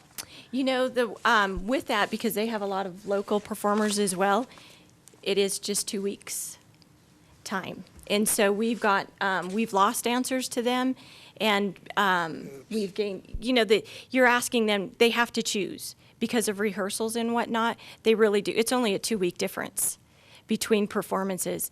And so you do really kind of have to choose. I do have to add, though, to that, our Sugar Plum is local. She grew up here. So she's been doing it now for 2 years. It's Erica Chip. She grew up here and in Nevada, and so she does love coming back home and performing in front of a local crowd. And we are honored to be able to do that as well. IACO has quite a list of dancers that have gone under her direction, that have gone professional, and so we are very fortunate to have her to be able to call up those. So it is local, but not local. Yeah, and then it's hard for them to find a dancer then to rehearse with as well. So then she has to go out and find a cavalier that then they can find time outside of their ballet work schedule to rehearse, because they come here literally Wednesday night. So we get them Wednesday night for one rehearsal, Friday morning for a rehearsal, and then perform on Friday evening. So that's when we get them. Yeah. And so with Erica, we're fortunate because then we don't have to pay for hotel costs or food.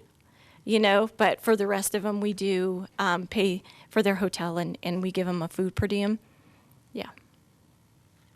So, yes.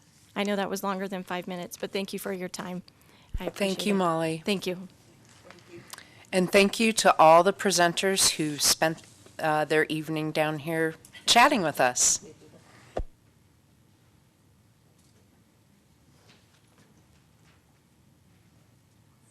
Okay, so discussion. Commissioners, who would like to begin? I think you've heard what I think. $1 for the arts? You bet.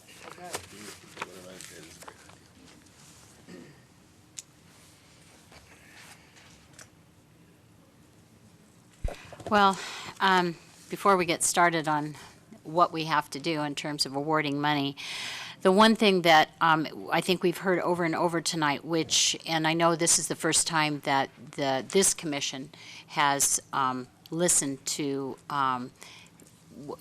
listen to all the folks that are applying for these funds.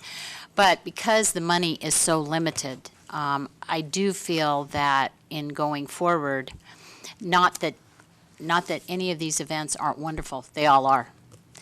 But I think going forward, we definitely have to consider that in order to fund new events, that, you know, we reduce by 10% or whatever each year going forward, and actively encourage the people that are applying to look towards other sources of funding, because we can never grow our arts community until we can provide funding for that arts community. And we've got to start somewhere, and this is now going to be the commission's task. And so I think we need to look to that in the future as a parameter that we work forward on.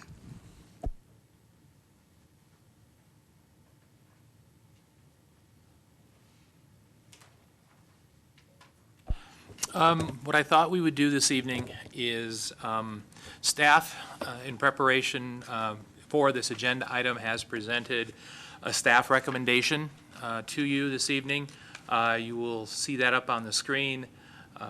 It is approximately, because of the limited funding that we have at the $26,000, and because each of these events staff believes are good events. They've done a great job over the years to prove themselves a workable arts and performance venue within the community. We felt that for our first time around as a commission, that our recommendation to staff, or our recommendation to you, would be to take their funding requests and reduce them all by 25%, so that everybody goes away with something this evening. Now, that's just staff's recommendation. I have a spreadsheet here. If you were tuning in on Public Access TV to the Redevelopment Authority Citizens Committee, every person on the committee had a particular way they wanted to spend their money. So we are certainly open to whatever any commissioner wants to propose. I have it here. We can put it in the spreadsheet, and we can discuss it if you'd like. But at this particular point, that is staff's recommendation to at least give you a starting point, and the numbers that you see respectively, and I'll go through that. The Brewery Arts Center request was for $2,870. Staff's recommendation is $2,000. The Carson City Arts Initiative requested $6,000. We are recommending $4,500. The Mile High Jazz Band requested $8,000. We're recommending $6,000. The Pinkerton Ballet asked for $2,500. We are recommending $1,875. And the same thing with the Sierra Nevada Ballet, the same number, $1,875. And with the Western Nevada College and the Mary Poppins production, they requested $13,000, and we are recommending $9,750, which gets us to the full amount. The other thing that the Redevelopment Authority Citizens Committee did, and this is something I wanted to bring forward, is they chose not to award the entire amount. They felt that, so they withheld, and I have from what I have from Lee, $4,000 of the available money that they were able to spend. They chose not to, and the purpose behind that was so that if a new event would come forward, that they would have something to give them. So a lot of these organizations here this evening are tried and true in this particular community. But one of the things that the Redevelopment Authority Citizens Committee was very strong on last night was that they wanted to, as a part of the reduction that you were talking about, Karen, was that, you know, trying to let these more established organizations find other funding sources and give the opportunity for new groups to come forward. So that's what the Redevelopment Citizens Committee chose to do. And so I wanted to share that with you. That's not our recommendation this evening, but that's what they chose to do. So with that, I think it's the Commission's pleasure with what they would do, and I will help you here as best I can with my spreadsheet. I don't think it's unreasonable what you have presented in terms of your spreadsheet. And I agree with the redevelopment group that, you know, you need to have a little bit of money for another organization to come along. I don't know, it seems fair to me. I'm not having a problem. I know I would, if I were on the Brewery Arts Center board still, I'd be going, oh my goodness, you know. but it's fair is fair, and these are long-term supported organizations. How about everybody else? I simply, I guess, echo that. These are organizations that are really the cornerstones of the cultural environment, or the improving cultural environment in the community. And, 75% isn't going to make everyone happy, but it seems to be an equitable and certainly a fair distribution. Now, my question is because we can't give them all that's needed. A lot of the things on their budget are the venue and the advertising out front. Is there some way that we can contribute, some in-kind donations? Can we bring those prices down even a little bit further, just to help take? I don't know whose decision that is, but is there a way that we can up that contribution without actual, cash dollars changing hand, but just, to bring down some of those costs? I'll take a stab at trying to answer that question, though. If the performance is here in the community center, they get a certain amount of free advertising on our reader board out front. And as Vern mentioned earlier, they already receive it because they're all nonprofits, they receive a 50% reduction in the price. What complicates it is that we're coming from two different funds. The funding for the community center is through the general fund. So we're sort of mixing apples and oranges there. So I would say probably not possible, but anything's possible if the Board of Supervisors would approve that. And we have a couple members here. Not trying to put anybody on the spot, but I think that would be difficult at best. I have just a couple of thoughts. I think that it is very equitable in just shaving everybody's request down, because we simply don't have enough to fulfill everybody's requests.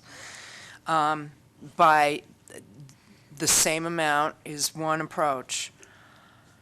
I had to really think, and I don't want Carson City Arts Initiative to think I'm beating up on them, because they are the only visual arts that requester here, and I am, being a former sculptress, I'm a big fan of visual arts. So I had to go back to the redevelopment agency's definitions of what a special event is, because I wasn't sure that year-round exhibits are a special event.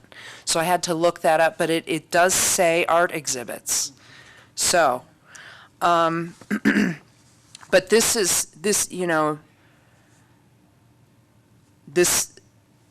their particular request is for staff, and it's just their annual budget, and so they're asking for a small percentage of their annual budget.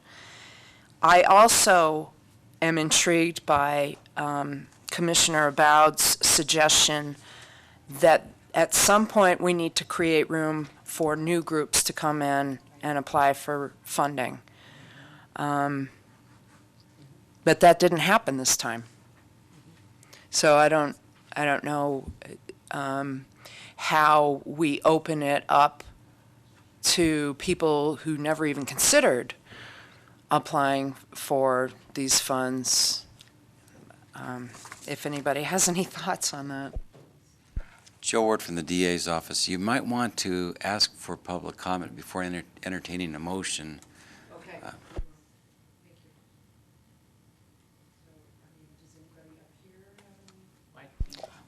Well, Oh. Any other commissioner like to? I will. I'll jump in. Based on, and Vern did a good job on providing history on donors. And I mean, what was awarded year over year. And so, in years to come, or this year, or whatever, you can look at that and know what they got the year before. And by that, reduce it. And hopefully, next year, there'll be more money than there is this year. The one thing I did want to say about events of this nature, these are planned well in advance, unlike special events. Special events are a little bit different, and I understand the RAC's philosophy in doing that. It makes perfect sense because there are things that come up during the year. But for these types of events, they're usually planned well ahead of time. They have to be in order to engage the artists. So.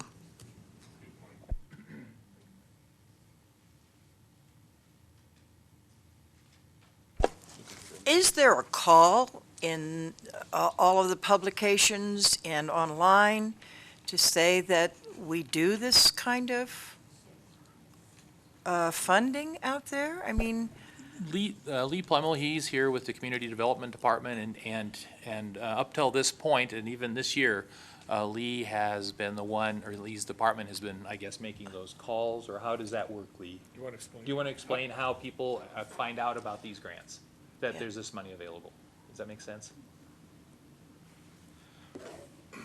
I had to go up to the microphone at least 4 times last night, so at least he deserves one. you just. RAC had a question. Good evening. I'm Lee Plemmel, Community Development Director. Under Community Development is the redevelopment department that administers the redevelopment funds. So that's my role. And yes, Vern joined us at the RAC meeting on Monday. Was the question, how do people find out about the applications? Okay.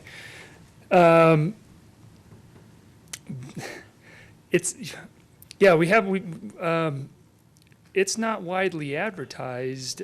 We don't publish anything in the newspaper. It's through the arts and special event organizations, word of mouth, that it comes in. The Convention and Visitors Bureau, I mean, we do get referred people to us for events because they're asking around. They go to the Convention and Visitors Bureau, they go to City Hall. They generally, but it's not like an advertised grant. I just figured out how we're going to open this up to future new projects. And that is, maybe the city can work with us on putting out a request for proposals. Thank you, Lee. And, okay, I guess my question is if in future years that this money is going to be allocated towards cultural events, are there ways that we can look at matching grants that have this as, you know, its other half?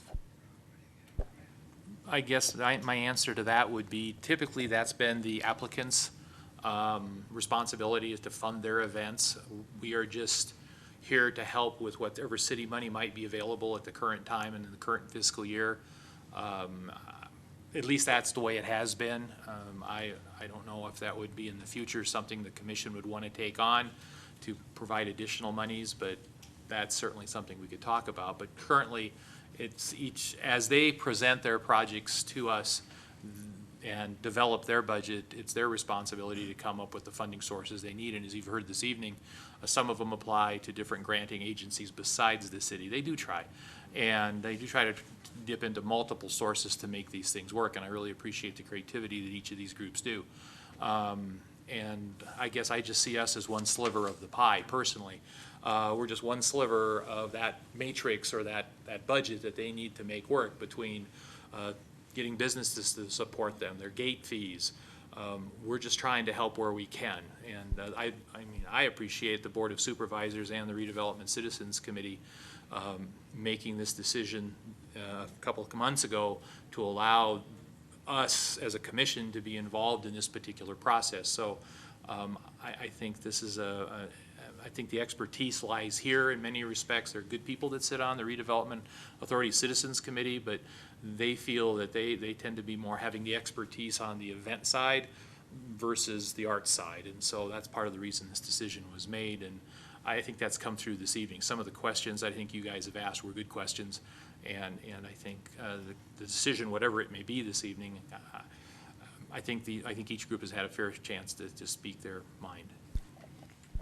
And the other thing, since some of the board members are new, and is on your agenda for later, there are more plans for this cultural commission in terms of attaining funding and things of that nature. We're just getting started here. And hopefully we can grow that pot so that we can entertain more, because we do want to grow this. I'd like to comment a little bit on Danielle's question. If you really look at the amount of funding they're asking for, it's a very small percentage of their overall budget. So in effect, they really are matching the grants. And, typically with a very large match. So if, you can see that some of them are requesting like 9-10% of their total budget. And the requests are very small. I guess I was looking at matching our funds. If we are technically a nonprofit entity, then can we look at getting grants for us to distribute? Is there a way that we can leverage that as a pool to make it larger?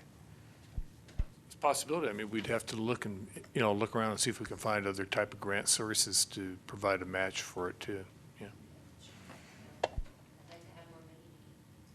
Well, and we're all hopeful that someday the city will provide us with money to support the arts community here through a tax percentage. I know we're all very hopeful that that's going to happen someday. And that's why this is a very good exercise for us to go through, because we will, like Karen said, we will be doing more of this. Yeah. I guess my concern is until we can get that money from the city, is how can we make that our pool bigger? Where else can we look for funds that's not just dependent on property taxes and sales taxes? Is who else might be able to help get this ball rolling? So do we have any comments from the public? Sharon? I'm sorry. I couldn't sit still. I was, okay, I'm going to jump around here. The RAC, by setting aside money, I was a little surprised because there's a firm deadline for these grants. So I don't know, as a grants administrator, how they would say we're not granting all the money, we're saving this, but you missed the deadline because you're new coming in. I don't know how they're going to do that. It's not my problem, but that's just my comment. Regarding not funding ongoing cultural entities here in town, I think I've heard from all of you that you appreciate the work that all the nonprofits are doing. If the money were cut that we all need, how much would it cost the city to produce the events that we do? I would ask you to consider that. And I think it'd be pretty high. There are, as far as the Cultural Commission itself raising money, I'd ask you to consider, don't compete with us raising money. I mean, if you're going to go in and start asking for money, then you're going to be competing with us. So, in a limited pool, I love the idea of check a box. New applicants for the limited pots of money. There are models in public funding for growing grant pots. I'd ask you to let's talk to the State Arts Council because they have pots of money for new, and they're always inviting in new groups. And they're always funding the established organizations to make sure that the cultural environment in Nevada stays viable.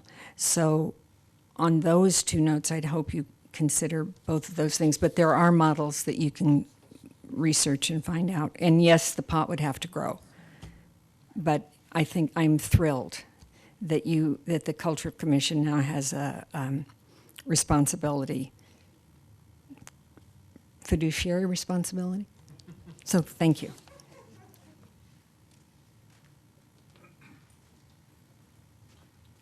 Good evening. I'm Stan Jones.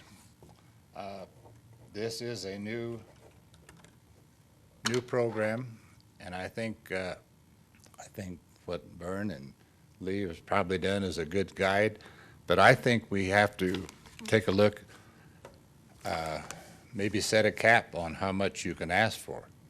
You have one person asking for 13, the next highest is 8. Maybe we want to say the max you can request is 10,000.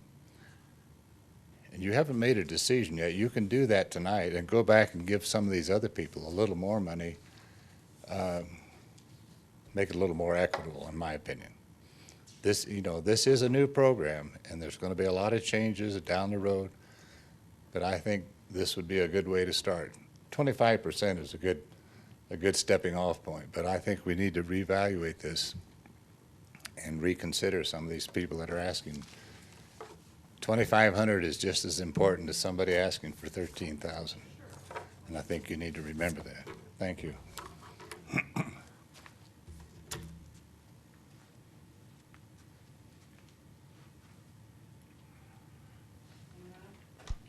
Anybody else? Okay. So, is there a motion to take staff's recommendation and recommend funding at the 75% level for all of the requests?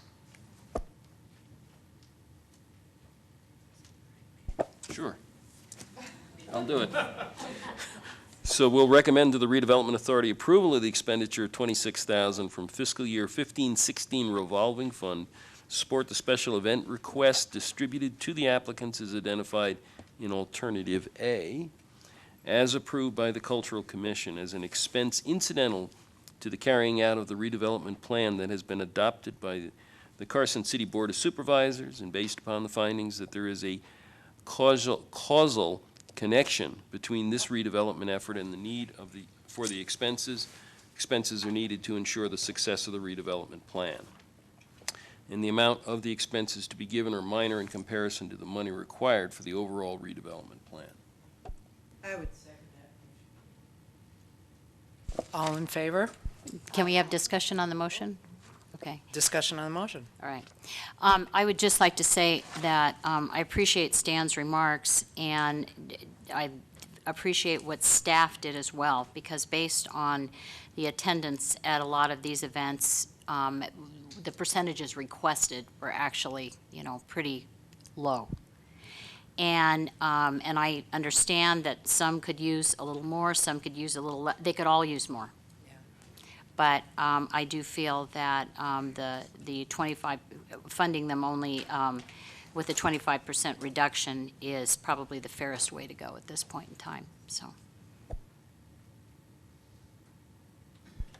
Okay, so all in favor of the motion? Aye. Aye. Motion approved. Thank you very much. And we want more. More.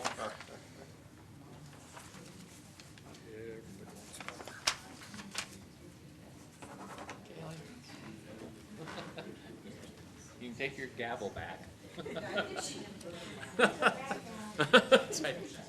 Come home, come home.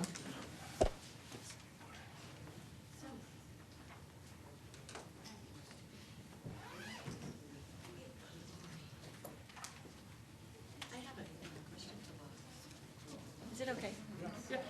So, Molly Walt for the record again. So does that mean then we have to come back at the redevelopment meeting? No? So this is it? This is the only time that we have to present? Okay, thank you so much. No, It hang goes on, to hang the on. Board of Supervisors. Hang on. Right. Yes, we're looking, Lee is going to take both the Redevelopment Authority Citizens Committee recommendations and the Cultural Commission recommendations to the board, or to the Redevelopment Authority, which acts also as the Board of Supervisors, on June 4th. And are we being asked to come back at that point, or are we good? You were welcome to come as a citizen, and Oh, good. I don't know how that works at that level, Lee. Do they kind of go through the same thing again, or is it more or less? What's that? It's up to the mayor. Okay. It's Okay. up to the mayor. I'm getting told. It's a good idea to be there to answer questions, to have somebody from your organization be there.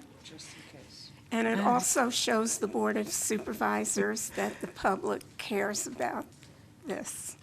All right. Okay, well, thank you so much. Appreciate it. Thanks. Thank you, Lee.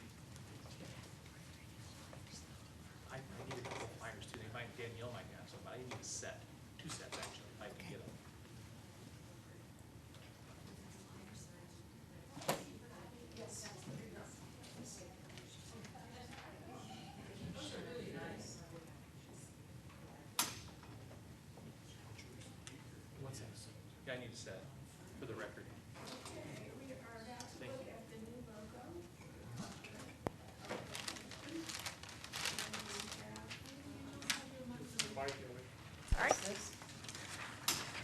We have Exhibit A, Exhibit A and B.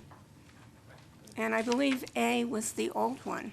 Yes. Yes, that is correct. That, I don't know quite the history behind that. What is interesting is that Tara Burke created this one many years ago, and so she kind of felt it was kind of fun to try doing the next one for us, which is the second logo that you have in your packet.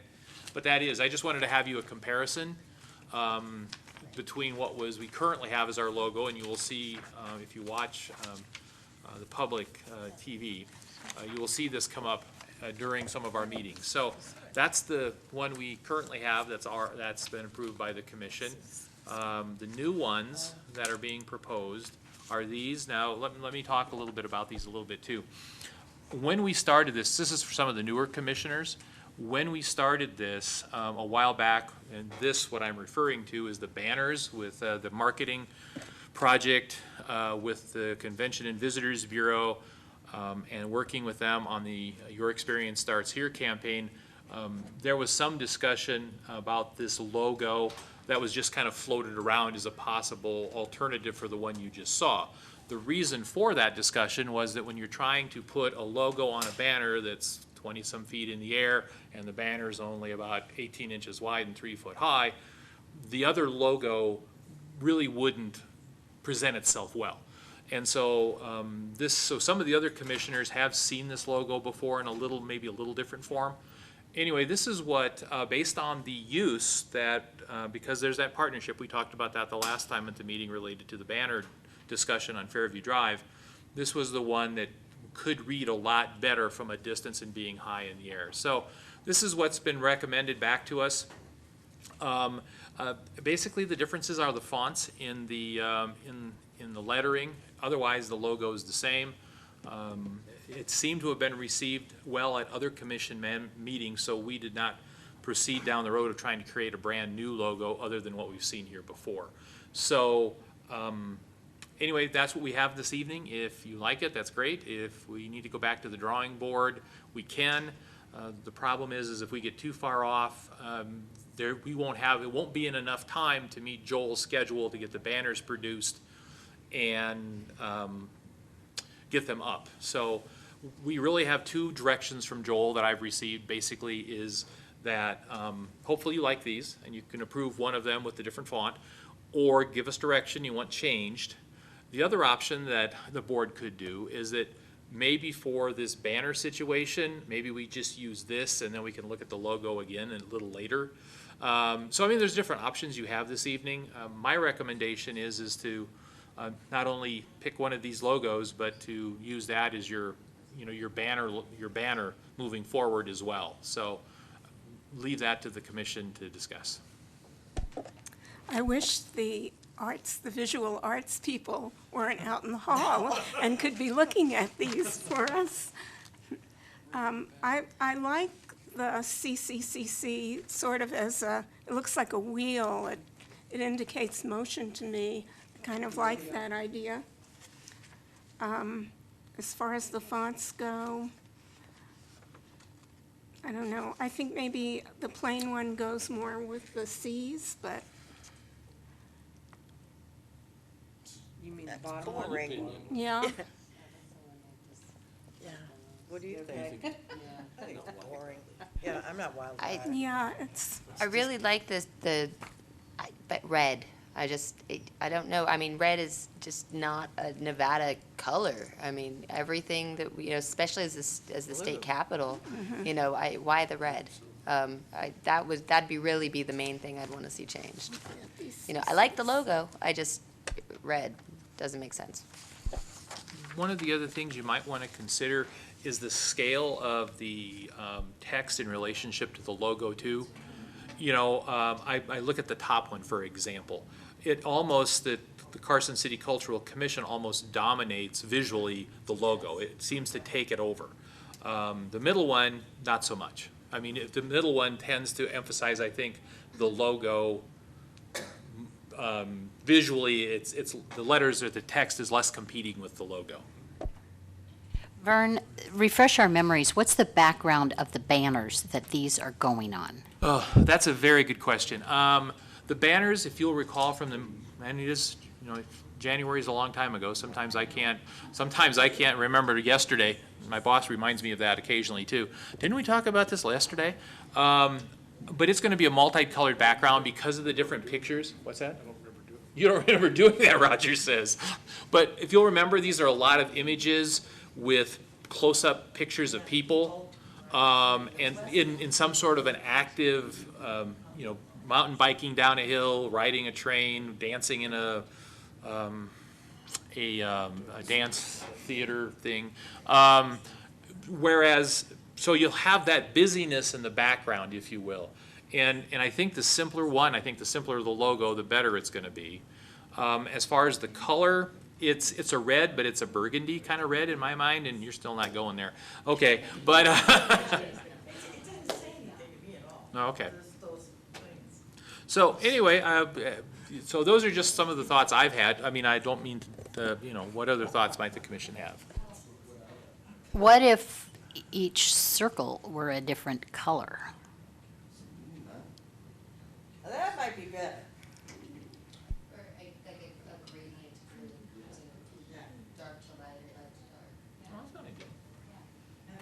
Yeah, I'm more than happy to take these recommendations back to Joel and the Visitors Bureau. So if that's and I kind of like that idea. The gradation is kind of fun.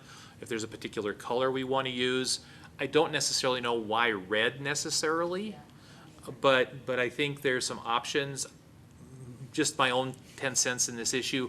I'm not sure you want to see multiple colors,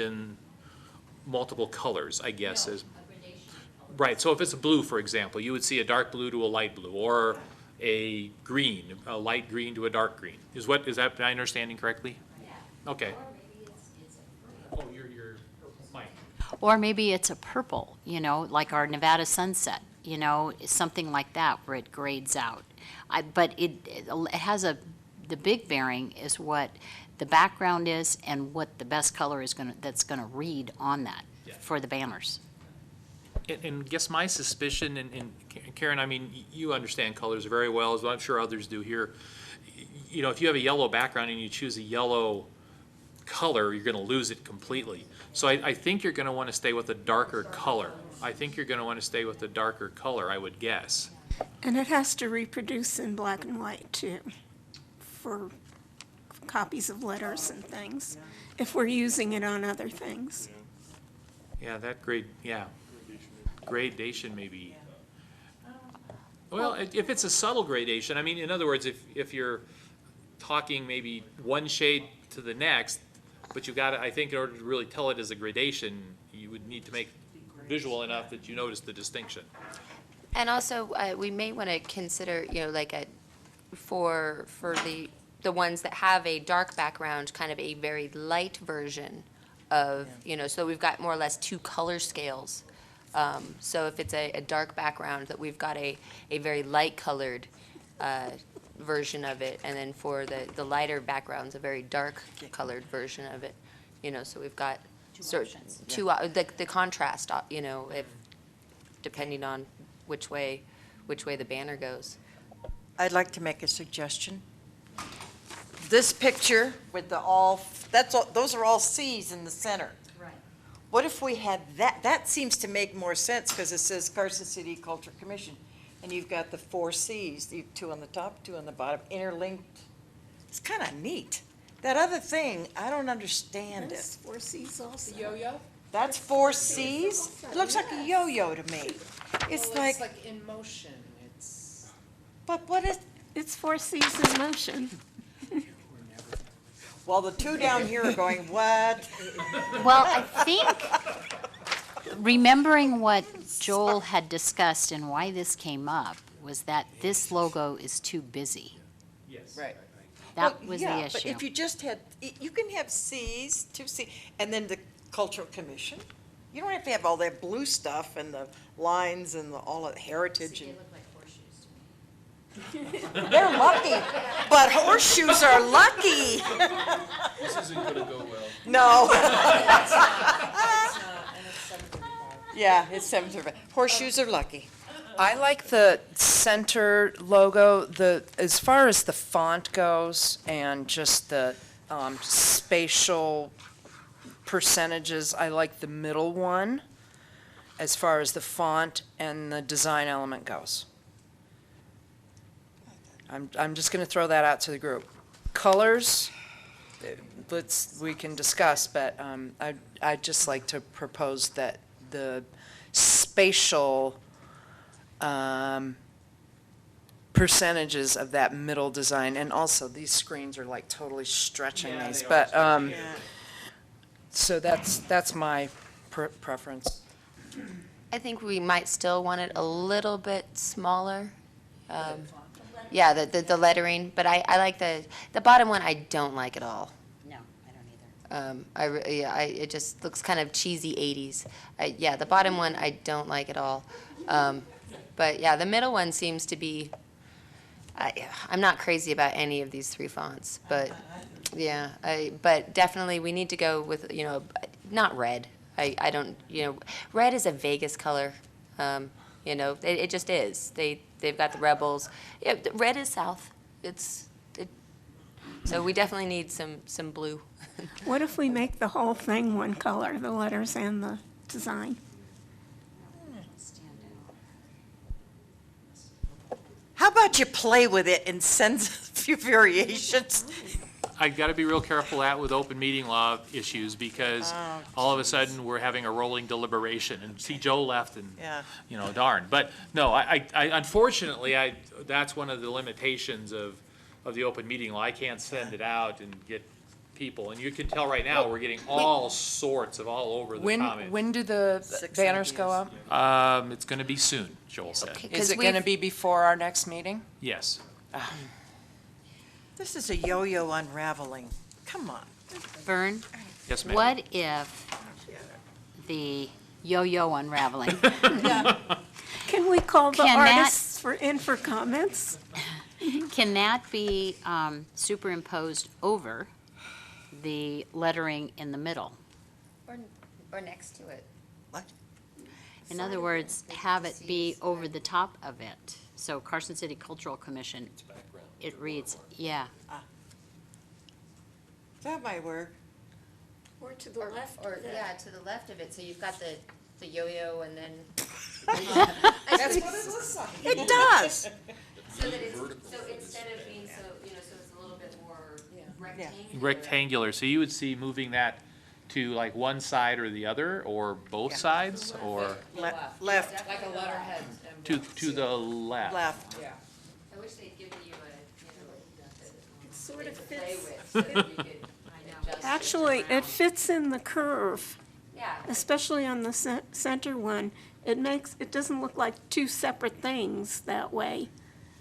The right-hand part of the design fits the curve of the letters, of the three lines of letters. So you're talking on the right side then? It integrates No. the two Putting elements. the design element to the left of Carson City Cultural Commission, so that it's kind of, A part of it.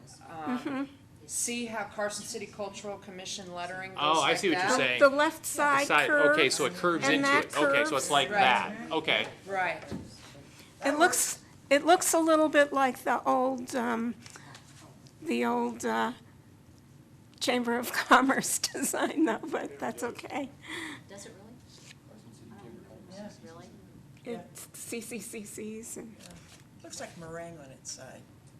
but, no, keep it vertical, but just so it fits into the lettering, so it's all one. If you put it on its side with the narrow end of the yo-yo down, it looked like one of those mothership clouds you see around here. Oh, my. Where did you go there? Oh, let's go.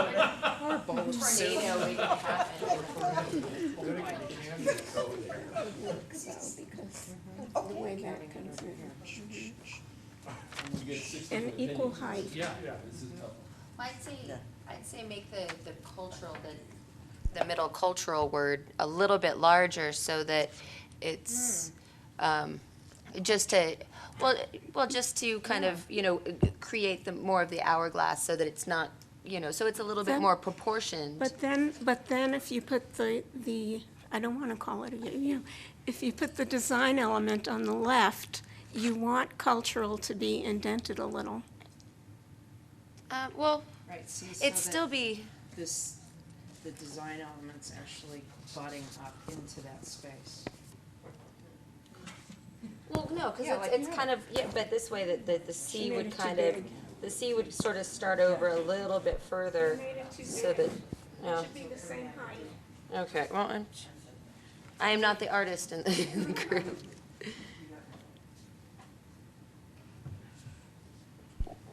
I was just going to suggest we might want to table this, only because we seem to be far apart on this one just yet, and I respect the deadline.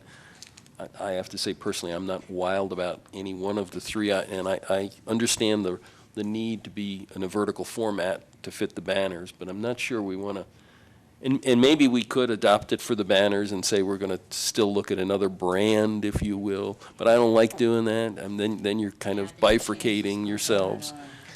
So I just urge maybe we set it aside. I'm sorry. I have an idea that might work, is to fit the whole thing into a square space. I could probably draw it, make the words justified on the right, and then put the design element on the left so it curves in. So the bottom and the top C and the last letter line up with each other. Cultural is to the right, and then the other design fits in on the left. Next to cultural? Next to cultural on the left of it. Yes. That's not bad. And the height of the design element is from the top of the highest C to the bottom of the lowest C. So it's all that. integrated. And if it's a square space, then it'll work on vertical or horizontal format. And if anything, it'll kind of make it a little squatter, so it looks less like a yo-yo and more like some Cs. Yeah, that's cool. Yeah, I like the idea. So, it looks like we're getting close to agreement on the placement now. The color, though, seems to be an issue, so. Blue. For the letters, One thing yeah. you're gonna have to consider is that someone's gonna have to explain this to the artist. Okay, because if you have, It's not tough. if you have Vern and I explain it, it may come out completely different Yeah, than what you. I can see it in my head, visualize. so, okay. One of us. We'll do I it. nominate Ellie and Terry to, Well, what we could do is we could, if you can give us general direction, then we can work with the chair and vice chair to fine tune it, and that would be fine. I don't think that would be an issue, so. Okay. Well, the color, I'm not sure I want another blue thing in this town. So that's my feeling. Everything's blue. And I know it's, it's the state colors and we're the state capital but. Maybe it should be silver. but is silver going to show up on letterhead or something? I don't know. I mean, I think that's You have to put it on that's a the black portion. background if you want silver. Right, but, well, you can't with the letters are black, but I think that's wherein we have to lean on Tara, because this is going on the banners, and so I don't even know that blue would show up on the banners. So the color issue, we just know that we don't like red. Red and black is, yeah, but I'd also like, instead of the font or the words, I wouldn't want those black either. The red and the black, if we can, I mean, like a dark purple, like silver mud, is. But how about we leave it to the discretion of the chair and the vice chair, given what we've all talked about, to come up with something, and let's move on it. Everybody okay with that? As long as everybody's ready to live with that, so. But I think Karen's right. I think, staff can certainly be a go-between, throw in our 2 cents, and then we can work with Tara with some of these suggestions we've heard tonight, and then whatever comes out is what it is. And if you guys are okay with that, Yep. we can make this happen. And I just would hate to miss them. And I understand Peter's position. We got a lot of different things going here, but we do have this one shot opportunity, and we'll make the best of it if we will. So, as long as Peter, everybody's ready to are live you with okay that. with that? I'd rather give them something that we have, some kind of direction over than just letting them pick whatever they want to put up. I'd like us to at least have the, then putting it off and not getting included, or not getting included in a way that we feel is right, so. If needed, we could address this at a later time, too, after the banners are done and we've moved on to other issues.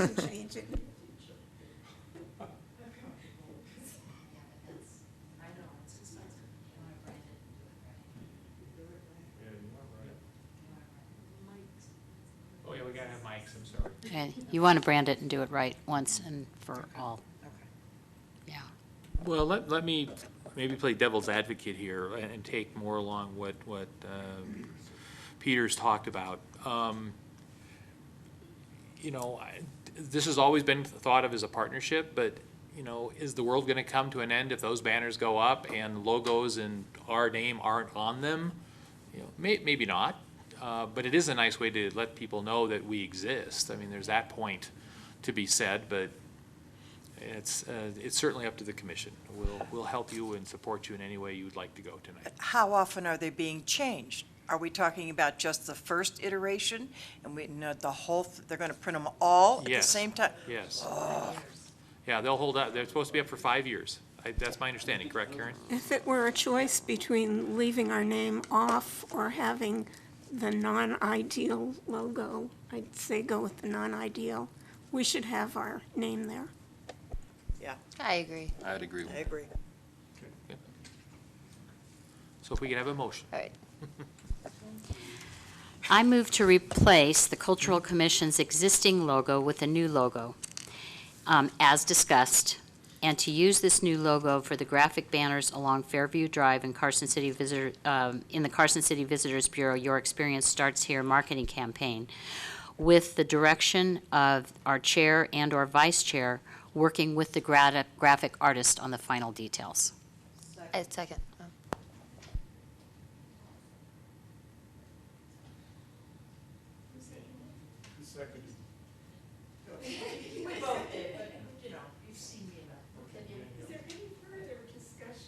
Any further discussion? We need to have public comment too. Yeah, I know. Public Yeah, I know. Yeah, Any- there's nobody here. Any public comment? There's somebody mopping the floor out there. All in favor? Aye. Opposed?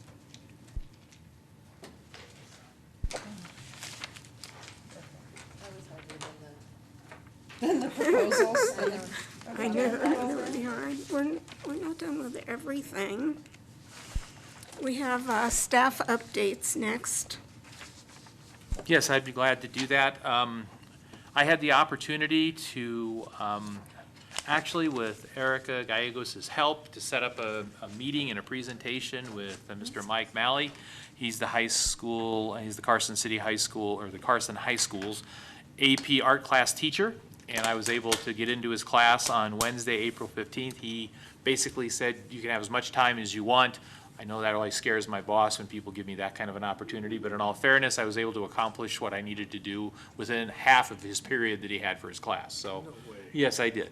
Anyway, so I had the opportunity, I took Erica's, because I asked her if I could take her PowerPoint in, not the one you saw tonight, but the one that was that we saw in December. And I took it in and I went through the presentation and talked to the different art students that were there, kind of giving them the opportunity to, continue on with another senior project. And some just kind of sat and looked at me. There was two, I'm hopeful, there were two that were engaged, and one young man and another young woman.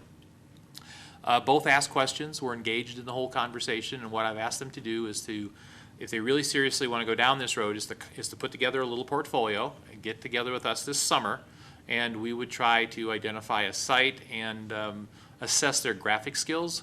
You know, one of the things that we were very concerned, at least initially, with Erica is we didn't know her level of skill. You know, being in an AP art class, you would assume that it's a fairly high level. But what we got, I mean, with Erica's skill level, we had not anticipated what we got. It was amazing. But we've got two maybe that are interested. I left my cards with the teacher, and those two I talked about, they took my card directly from me. So maybe we'll see. And if we get some people out of his class, I know he appreciated this opportunity for Erica. So I think we'll get support from Mr. Malley. But anyway, so we started down that road. That's the thing that Erica was talking about, the ongoing graffiti, anti-graffiti campaign. And if we can pull 1 or 2 AP art students out, it would be nice to be able to do similar to what we did with Erica. So that's my report, unless you had any questions. Is that an option for WNC art students? I wouldn't be opposed to that. If they want to talk to us and do something like that, I'd be more than happy to work with them. Oh, thank you. And I guess charter, or Silver State, or charter school as well, especially since it's got, you know, kind of more of a, there's a lot of, you know, performance and arts, and so I'd like to, I don't know, maybe look at a presentation there too. Yeah, and that's something we can consider, you know, as time goes on. Pretty much the end of the school year right now, so there's not going to be really much of an opportunity. But maybe something in the fall that we could certainly consider doing something like that. I would be happy to help. Oh, wonderful. If you want to split up going around to, like if Oh, excellent. If WNC and Silver State Academy and the high school are possibilities for us, if they're welcoming to us coming and asking for students' creative output, then I'm happy to help with that. Thank you so much.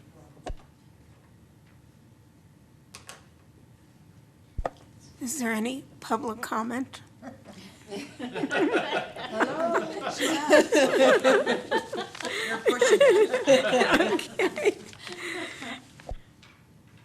Next item is our annual report and work plan presentation to the Board of Supervisors, and that's tomorrow. Yes, that's tomorrow. In your packet, you will see exactly what was presented to the Board of Supervisors. We have a staff report, and then, of course, the letter that we talked about.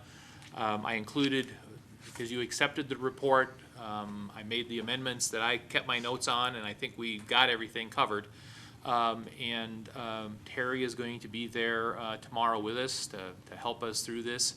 And if you have some thoughts, one of the things that Terry and I talked about was she's going to be presenting on your behalf. And so with this agenda item, if there were some thoughts based on the report that you might want to share with Terry, now would be a good time. Yeah. You know, a good you know, go get 'em Tiger speech would be good as well. You know, those kind of things, other thoughts that you might have, just to kind of help her get a better feel for your perspective of what maybe even to highlight within the report itself. It's all there, the board's going to look at it. So anyway, just thought I'd give you the opportunity to talk amongst yourself if you want. Just so the commissioners know, Eleanor will not be available to do that tomorrow, and also staff is trying to get the commissions involved in presenting to the Board of Supervisors all by ourselves. And so, so I'm going to go ahead and hopefully present well on our behalf. And I just wanted to point out that Vern and I did discuss that very long discussion we had about the cultural master plan and whether to adopt that and to send it to the Board of Supervisors. Well, the planning board and then the Board of Supervisors to adopt that as a cultural master plan. I thought that may come up with them tomorrow, but if anybody else has any thoughts or suggestions or things that I should really spend some time highlighting. The one thing that I thought of, since I'll be doing this tomorrow, number one, pursue having the Board of Supervisors adopt the Carson City Arts Assessment and Creative Capital Arts Plan as the cultural master plan for Carson City, with amended as appropriate, since this document was done in 2001. So something like that needs to be stated. I mean, some of the things still ring true, but there are things left out, as I mentioned last time, where Silver State Charter School is left out as one of the venues that we can use. And there's a few other things going through there that need to be, that need amending, but the Cultural Commission can go through and do that. Right, and other things that already were implemented. Right. Right. So I guess the only question that I would have is that Template? as a template, maybe? Yes. You know, I think that maybe something, because what I'm concerned about is you're gonna say, this, we want you to adopt this, but we wanna make changes. And I'm just concerned that the board, the planning commission will say, well, make your changes and then come back, and that's not what we wanna do. No, what you want to do is just use it as a template because it's still relevant. It's very relevant. The money was well spent when that was done. And so if they'll approve it as a template for us to work through on, it also saves money, point that out. Right. And, you know, and so it was very well done. And everything that it speaks to, some of the things have been accomplished, some we're not there yet. And, but I think it definitely, if we use it as a template and work forward with it, you know, it's a great working document. That's exactly what it is. Right. And a cultural plan is going to be a working document.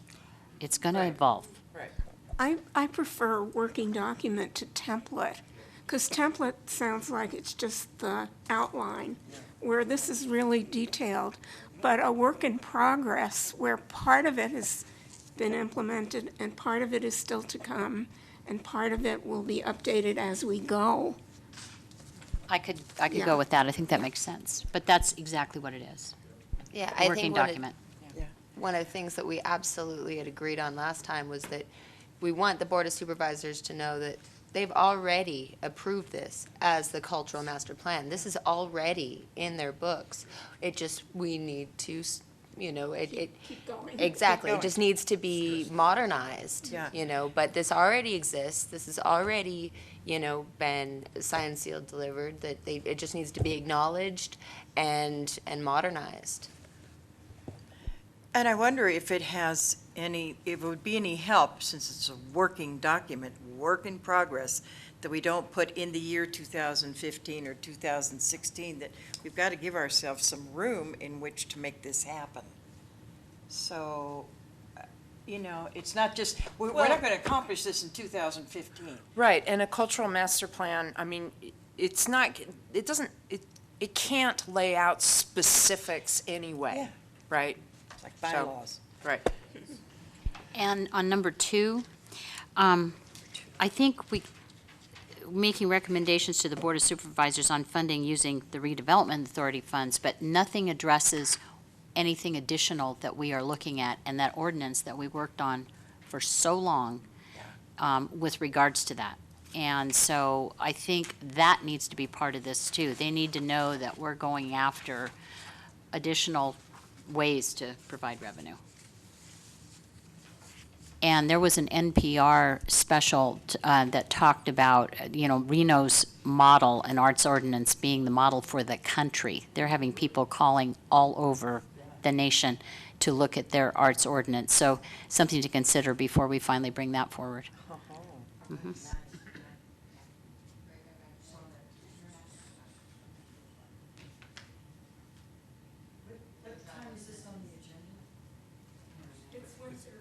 It's 1:30. It's around 1:30. Oh, it's they reconvene at 1:30, and Correct. then it'll be. And then it's about, 3 or 4 agendas. it's about 5 items down from after lunch. Yeah, and if someone else wants to come, we're not telling everyone on this committee that only, you know, Terry's welcome. I mean, anyone who wants to come and support and speak to this is welcome to do so. And one of the things I've heard, you know, the mayor say a lot of different times is that, you know, we don't get the arts and cultural community at the podium, banging the podium, saying, we want these things done, and you know, and I think that kind of support, I think the mayor would certainly appreciate as we move forward. So, if you can make it, you know, there's a way you can work your schedule to show up and spend time with Terry and Karen at the board tomorrow afternoon, that would be wonderful to have.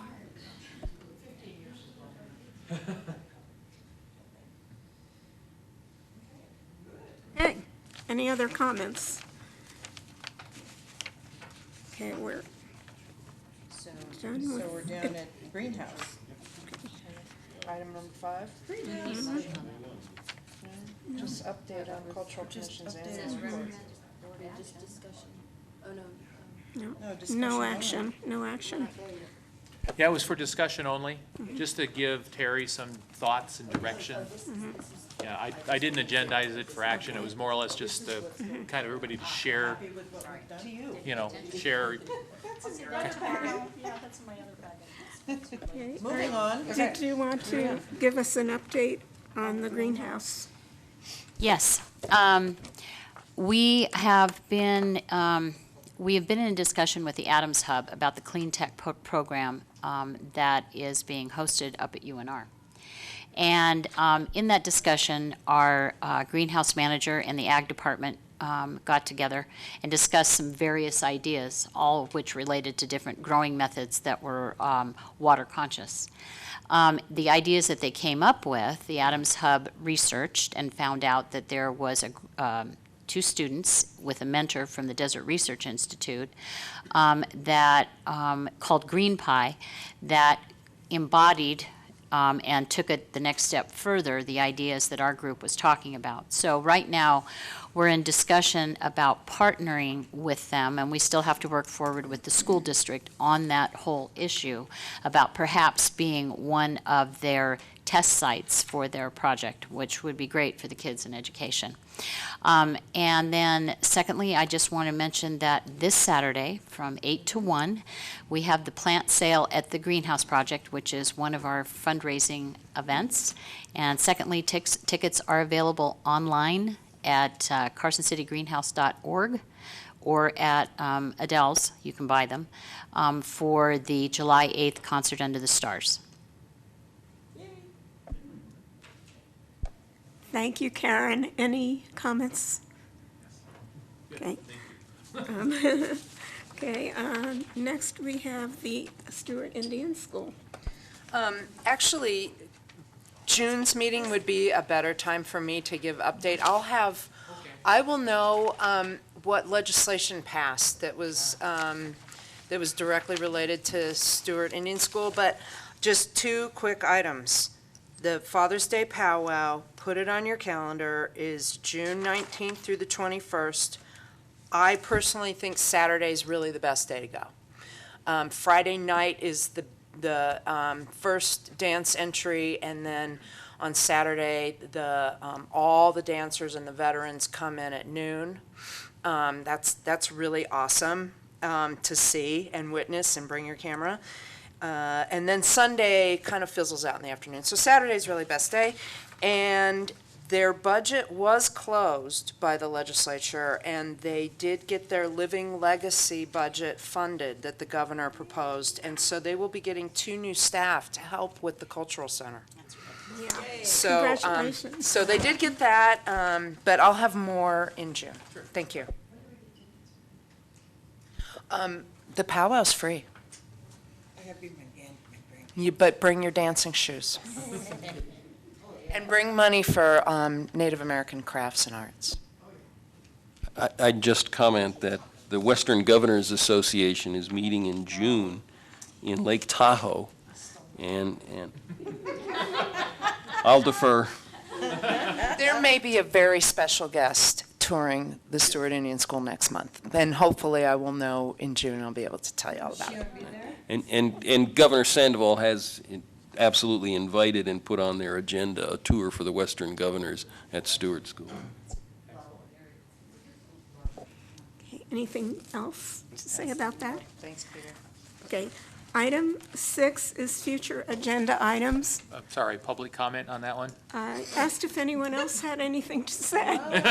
Public, anyone from the public? Okay. Item 6 is future agenda items. We have a list of about more than 10 from June that we haven't covered yet. And there's a couple of things that I would like to put on for future agendas. One is a discussion of temporary public art. We've started talking about permanent art, but there are things that can be done out in the community that aren't meant to be permanent, and maybe we should have a discussion about that in the future. I don't want to talk about it too much now. And the second one is grant opportunities for the commission.